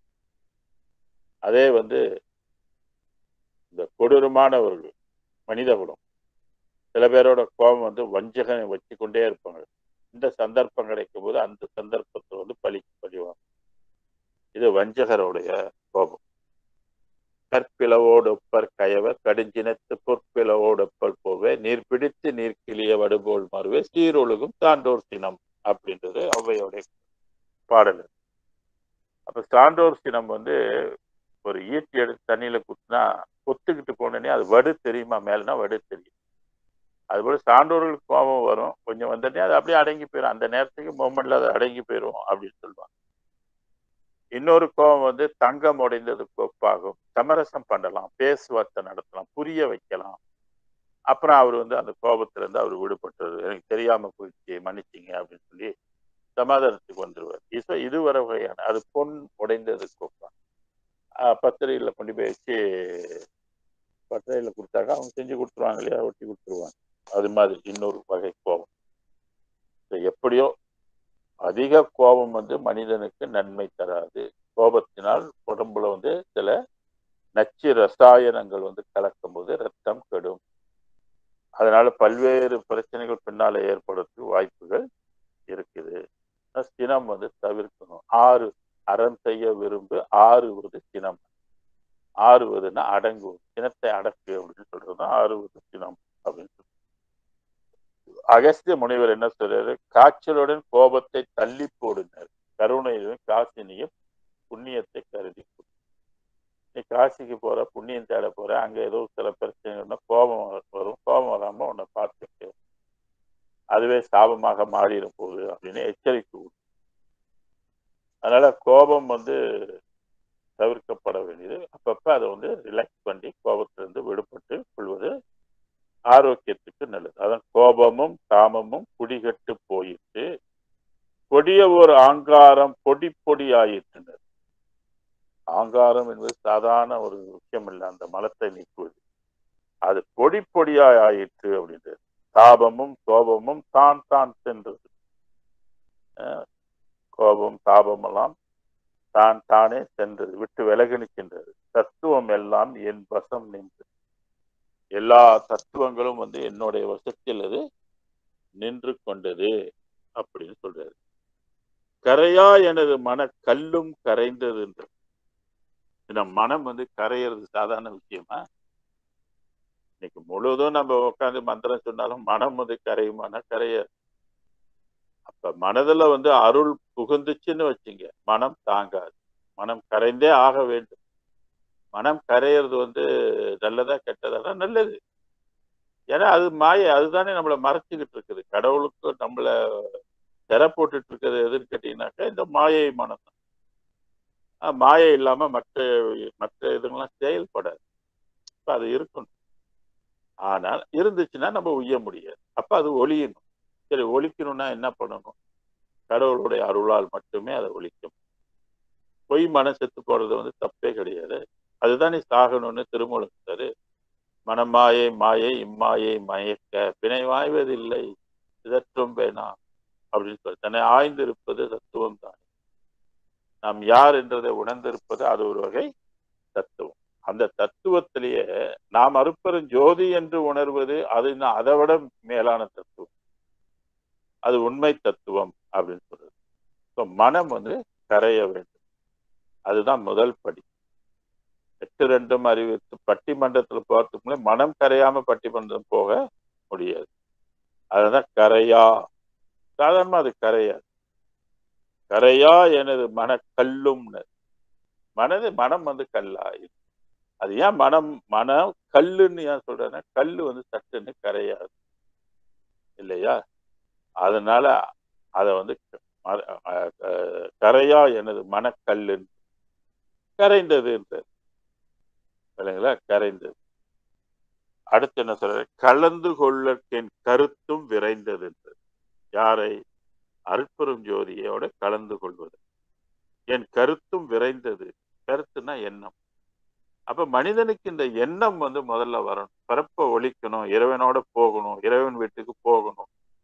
நம்ம மனிதனாக இருக்கக்கூடாது, நம்ம வந்து இறைவனாக போய் சேரணும், முக்தி பெறணும், மோட்சம் பெறணும் அதனால அதுக்கு உற்ற துணை கடவுள் யார் அப்படின்னா அருட்பெருஞ்சோதி ஆண்டவர்.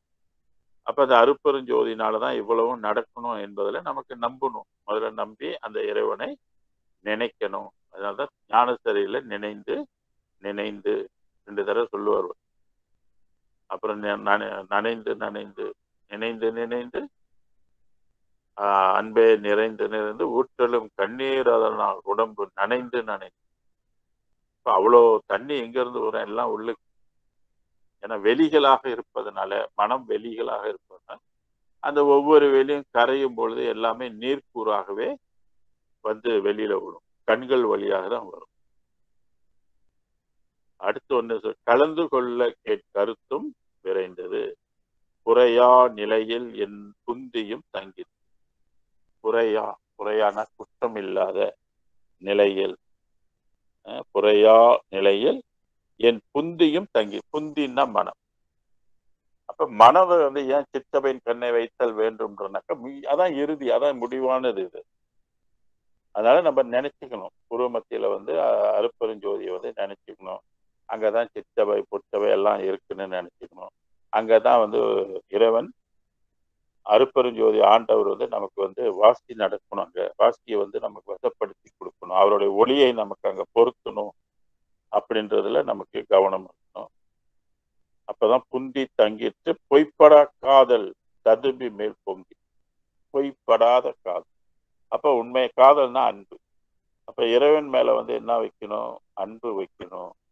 அன்பு வச்சாதான் இறைவனுடைய அருள் நமக்கு கிடைக்கும். இப்படி சொல்லி இது நல்ல தருணம், அருள் செய்ய இது நல்ல தருணம் அப்படின்னு வந்து பெருமான் வந்து பாடியிருக்கிறாங்க. இதனால 4 வரியில வந்து மிகப்பெரிய ஒரு இது சொல்லி. இப்ப அந்த 15:37 போங்க. அந்த அந்த வரி எடுத்து கரையா எனது மன கல்லும் கரைந்ததுன்னு சொல்ற இல்லையா? அது ஒரு 15:37 பாடல்ல பாத்தீங்கன்னாக்க கரைந்ததை பற்றி இந்த இதுல வந்து சொல்லியிருப்பாரு. விரைந்து விரைந்து அடைந்திடுமீன் மேதினியர் இங்கே மெய்மை உரைக்கின்றேன் நீ வேறு நினையாது. திரைந்து திரைந்து உளுத்தவரும் இளமை அடைந்திடவும் சித்தவர்கள் எழுந்திடவும் சித்தாடல் புரிய வரைந்து வரைந்து எல்லாம் செய்வல்ல சித்தன் தானே வருகின்ற தருணம் இது வரம் பெறலாம் நீவீர் கரைந்து கரைந்து உளம் உருகி. பாருங்க, உள்ளம் வந்து உருகும். இங்க எனது மன கல்லும்னு சொன்னாரு. இந்த இடத்துல வந்து உள்ளம் உருகி கண்களில் நீர் பெருகி. அவுட்லெட், கண்ணு தான் அவுட்லெட். பாருங்க, அப்ப கண் வழியா என்ன செய்யும்? உள்ளுக்கு கரைய கரைய கரைய கண் வழியாக அந்த நீரெல்லாம் வெளியே வரணும். அதான் காதலாகி கசிந்து கண்ணீர் மல்கி ஓதுவார் தம்மை நன்னெறி குய்ப்பது வேதம் 4 மெய்ப்பொருளாவது நாதன் நாமம் நமச்சிவாயவே அப்படின்னு பாடு. இங்கே வள்ளல் பெருமான் கரைந்து கரைந்து உளம் உருகி கண்களில் நீர் பெருகி கருணை நட கடவுளை உட்கருதுமினோ கழித்தேன். இப்படி கரைந்து கரைந்து போனா யாரை பார்க்கலாம்? கருணை நட கடவுளை நீங்கள் பார்க்கலாம். அருட்பெருஞ்சோதி ஆண்டவரை நாம் பார்க்கலாம். அப்ப பார்க்கணும்னா மனம் வந்து கரையணும். அப்ப அருள் துணையின்றி நம்ம கரைக்க முடியாது. மனம் நம்மனால அது வந்து சாத்தியமே கிடையாது. அந்த சக்தி நமக்கு கிடையாது. நீங்க எவ்வளவு சத்தான உணவு சாப்பிட்டாலும் இந்த சத்துக்கள் மூலமா மனதை கரைக்க முடியாது. அது அருட்பெருஞ்சோதி ஆண்டவர் வருவதுதான் சிறப்பு. முன்பெல்லாம் சித்தர்கள் மூலக்கணலை எழுப்பி அந்த மனதை வந்து கரைத்து கொண்டார்கள். இப்ப வாலண்டரியா இறைவனே வந்து நமக்கு கரைச்சி கொடுக்கிறாரு. அதான் கரைந்து கரைந்து உளம் உருகி கண்களில் நீர் பெருகி கருணை நட கடவுளை உட்கருது மீனோன். ஞான சபையெல்லாம் நம்ம வந்து புறத்துலதான் போய் பார்த்துட்டு வரோம். ஆனா உண்மையிலே எங்க பார்க்கணும்? உட்கருது மீன். உள்ளுக்கு பாருங்க, உங்க உள்ளுக்கு பாருங்கன்னு சொல்றேன். அதான் கட உள் அப்படின்னு. கடந்து உள்ளே பார், கடந்து உள்ளே பார். எதை கடந்து உள்ளே பார்? மாயையை கடந்து உள்ளே பார். அதான் துன்று மன மாயை சும்மா இருக்கும் சொல் எப்ப வரும்? துன்று மல மாயை எப்ப நீங்கிடும்? அப்பதான் வெளிக்குள் வெளி கடந்து சும்மா இருக்கிற சுகம் வந்து நமக்கு சரி. துன்று மல மாயை நீக்கணும். அருளால் அது நீக்கப்பட்டால்தான் அது வந்து நமக்கு வந்து பயனை வந்து கொடுக்கும். உண்மையை வந்து நம்ம தெரிந்து கொள்ளும். அப்ப அப்ப கடவுளை நமக்குள்ள இருந்து என்ன செய்யலாம்? கடவுளை நம்ம பார்க்கலாம். அதுக்கு அவனுடைய அருளால் தான் அதை பார்க்க முடியுமே ஒழிய மற்ற அருளால் அவனை வந்து பார்க்க முடியும். அதனால சித்தர்கள் வந்து மற்ற அருளை கொண்டதுனால, மற்ற அருளை கொண்டு உயிரதுனால, மற்ற அருளை கொண்டு பராபரை உலகத்தை அடைந்ததுனால அவங்களால அதை வந்து பார்க்க முடியும். அப்ப அருட்பெருஞ்சோதியுடைய அருளை கொண்டு இந்த அருள் வந்து ஜீவகாருண்யத்தினால் வருகின்ற அருள் என்பதனால இது வந்து சிறந்ததாக இருக்கு. அதான் எனது சிறப்பேன்னு சொல்லுவாரு. இந்த அடிப்படையில நம்ம போகும்பொழுதுதான் மனம் கரைந்து, மனம் மட்டும் கரைய போறது இல்லை, மனதோடு மற்ற எல்லா வெளிகளும் பராபரை என்ற உலகம் உட்பட அதுவும் கரை, உள்ளுக்கு வந்து கரை. அப்ப அது கரைஞ்சனே தான் பெருமானுக்கு வந்து அடுத்த நிலை வந்து கிடைக்கும். சன்மார்க்க வெளி வந்து கிடைக்கும், உண்மை வெளி வந்து கிடைக்கும். இந்த வெளியை அறிகின்ற அறிவு வந்து 12 அறிவு உள்ளவங்க தான் அறிய முடியும், அதை பார்க்க முடியும். அந்த உலகத்து வாசிகளாகவும் அவங்க வந்து ஆக முடியும். இப்படி ஒரு வித்தை நம்ம படைப்பின் ரகசியம் இதுதான். இறைவன் சும்மா நம்மளை வந்து படைக்கல, ஒரு மிகப்பெரிய வாழ்வை நமக்கு தருவதற்காக, மரணமில்லாத ஒரு பெருவாழ்வை நமக்கு கொடுப்பதற்காக இறைவன் இந்த விளையாட்டை விளையாடுகிறான். இந்த விளையாட்டை வந்து நீங்க வந்து நல்லா புரிஞ்சுக்கணும். அவன் எப்படியெல்லாம் விளையாடுகிறான், என்னென்னவாகவா அவன் விளையாடுகிறான், அவனுடைய விளையாட்டின் விளைவுகள் வந்து என்ன, நாம் பெறக்கூடிய லாபங்கள் வந்து என்ன, இந்த விளையாட்டுக்கு மூலப்பொருளாக இருப்பது எது, இந்த அருளை பெறுவதற்கு நாம் செய்ய வேண்டிய கடமைகள் என்ன. இப்படி இதெல்லாம் தெரிஞ்சு நம்ம வந்து ஒரு பேக்கேஜ் சிஸ்டம் மாதிரி இதை வந்து கடைப்பிடிச்ச அருள் பெறுவதற்கு தகுதி உடையவர்களாக நம்மளை வந்து ஆக்கிக் கொள்ளலாம். அந்த வாய்ப்பை வந்து மனித ஜென்மம் எடுத்திருக்கின்ற நாம் நழுவ விடக்கூடாது. நல்லா பிடிச்சு கொண்டு அதை முன்னேறுவதற்குரிய வழிகளை எல்லாம் நாம் தொடர்ந்து செய்து கொண்டு வரணும். அதுதான் வள்ளல் பெருமான் நம்மளை வந்து இந்த நெறியில வந்து வர சொல்ற, நீ வரத்துக்கு முயற்சி பண்ணிட்டு மற்றெல்லாம் நான் பார்த்துக்கிறேன்றாரு. இப்ப நம்மளால் முடிந்த அளவுக்கு இந்த முயற்சிகளை வந்து செய்யணும். ஓய்வு இருக்கிறப்பெல்லாம் இந்த நூல்களை வந்து படிக்கணும். ட்ராவல் பண்ணும்போதெல்லாம் இது வந்து ஒரு ரெக்கார்ட் பண்ணியிருந்தாக்க, டேப் மாதிரி பண்ணியிருந்தாக்க, இல்லை பென்ட்ரைவ்ல இருந்துச்சுனாக்க போட்டு இந்த சொற்பொழிவுகளை எல்லாம் வந்து கேட்கணும். இல்லை இசையோடு நிறைய பாடல்கள்லாம் பாடி இருக்கிறாங்க இசையோடு, அந்த மாதிரி அந்த இசையை கேட்டுக்கிட்டு அப்படி கூட நம்ம வந்து அந்த நினைவோடு இருக்கலாம். இப்படி வள்ளல் பெருமான் சொல்ற, இரவும் பகலும் நின்தனையே கருத்தில் வைத்து ஏற்றுதற்கு இசைந்தேன். அதுபோல நம்மளும் இரவும் பகலும் எப்போதும் இறைவனை வந்து நினைத்து கொண்டு பிறப்புல இருந்து நம்ம நீங்கணும், பிறப்பை ஒழிக்க வேண்டும் என்ற ஒரே மைய கருத்துல நம்ம இருக்கணும். அதை விட்டு வெளியே வரக்கூடாது. நீ எத்தனை தடவை சாமி கும்பிட்டாலும் சரி, எத்தனை சாமியை பார்த்தாலும் சரி, நம்மளுடைய குறிக்கோள் வந்து என்னன்னா பிறப்பை ஒழிக்கும். இந்த மாயை பிறப்பு நமக்கு இனி தேவை இல்லை, இனி மீண்டும் நமக்கு வந்து பிறவாமல் இருக்கும். அறம் திருமனுடைய சாரமே அதுதான், பிறப்பை வந்து ஒழிக்கணும். அவ்வளவு மரணம் இல்லாத பெருவாழ்வு கை கூடும். இப்ப இதுல யாரு செய்ய முடியும்? அருட்பெருஞ்சோதி தான் செய்ய முடியும்னு தெரிஞ்சு போகும். அவர் ஒருத்தர் தான் கொடுக்க முடியும்னு தெரிஞ்சு போகும். அப்புறம் என்ன அவர்கிட்ட தான் கேட்க, அவரை விடக்கூடாது. விரட்டி நம்ம அவரை கேட்டுக்கிட்டே இருக்கணும். ஒரு காலம் கண்டிப்பாக அது கொடுக்கக்கூடிய ஒரு வாய்ப்பு வரும். நாம் அதற்குரிய தகுதியை வந்து வளர்த்துக் கொள்ளணும், பக்தியை வளர்த்துக் கொள்ளணும், உயிர்கள் பால் இரக்க உணர்வுகளை வந்து வளர்த்து கொள்ளணும், ஒழுக்க நெறிகளை வந்து உயர்த்தி கொள்ளணும். அப்புறம் தினமும் வந்து பாராயணம், பாடல், ஆய்வு இதெல்லாம் வந்து செய்யணும். பேச முடிய வாய்ப்பு இருந்தால் பேசணும். பேசுறதுனால மற்றவங்களுக்கு வந்து நிறைய தெளிவு கிடைக்கும். தெரியாத ஒரு உண்மை அவங்களுக்கு தெரிய வரும். இப்படி பல ஆத்மாக்கள் வந்து மேன்மைப்பட்டுச்சுன்னா, அது தன் வினைகள் இருந்து விடுபட்டுச்சுன்னா நமக்கு விமோச்சனம் தானே. இறைவன் நம்மளை கைவிட்டுடுவாரா? அதான் கைவிட மாட்டான் என்று ஊது தங்கேன். அன்பர்கள் எல்லாம் இதை மறவாமல் தொடர்ச்சியாக நீங்க வந்து எல்லாத்துட்டையும் புத்தகம் கண்டிப்பா இருக்கும். அது வந்து நீங்க எப்போதும் படித்து கொண்டே படிக்கணும். கட்டாயம் படிக்க நம்மளுடைய மனம் வந்து அந்த இதோட அட்டாச் இருக்கும். அது நம்ம நேரா வள்ளலாரை பார்க்க முடியலாம்னு இந்த நூலே வள்ளலார் மாதிரி, வள்ளலார் கூட பேசுற மாதிரி தான். ஏன்னா அவரு கைப்பட எழுதுனது இல்லையா, அருப்பெருஞ்சோதிய ஆண்டவர் எழுதுனதுக்கு ஒப்பாகும். ஆக இதை நம்ம கருத்தில் கொண்டு சன்மார்க்க அருளை பெறுவதற்கு இந்த ஜென்மத்திலேயே நம்ம விடாப்பிடியாக இருந்து படித்துக் கொள்ள வேண்டும்.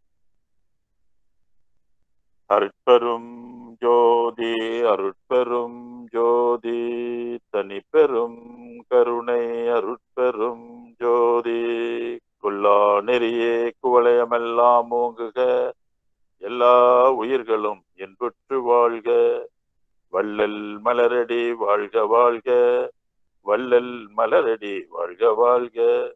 சர்க்குருநாதா சர்க்குருநாதா, சன்மார்க்க சங்கம் தலைக்க அருள்தாதா, பிரகாச வள்ளலார் தெய்வ திருவடிகளே சரண்.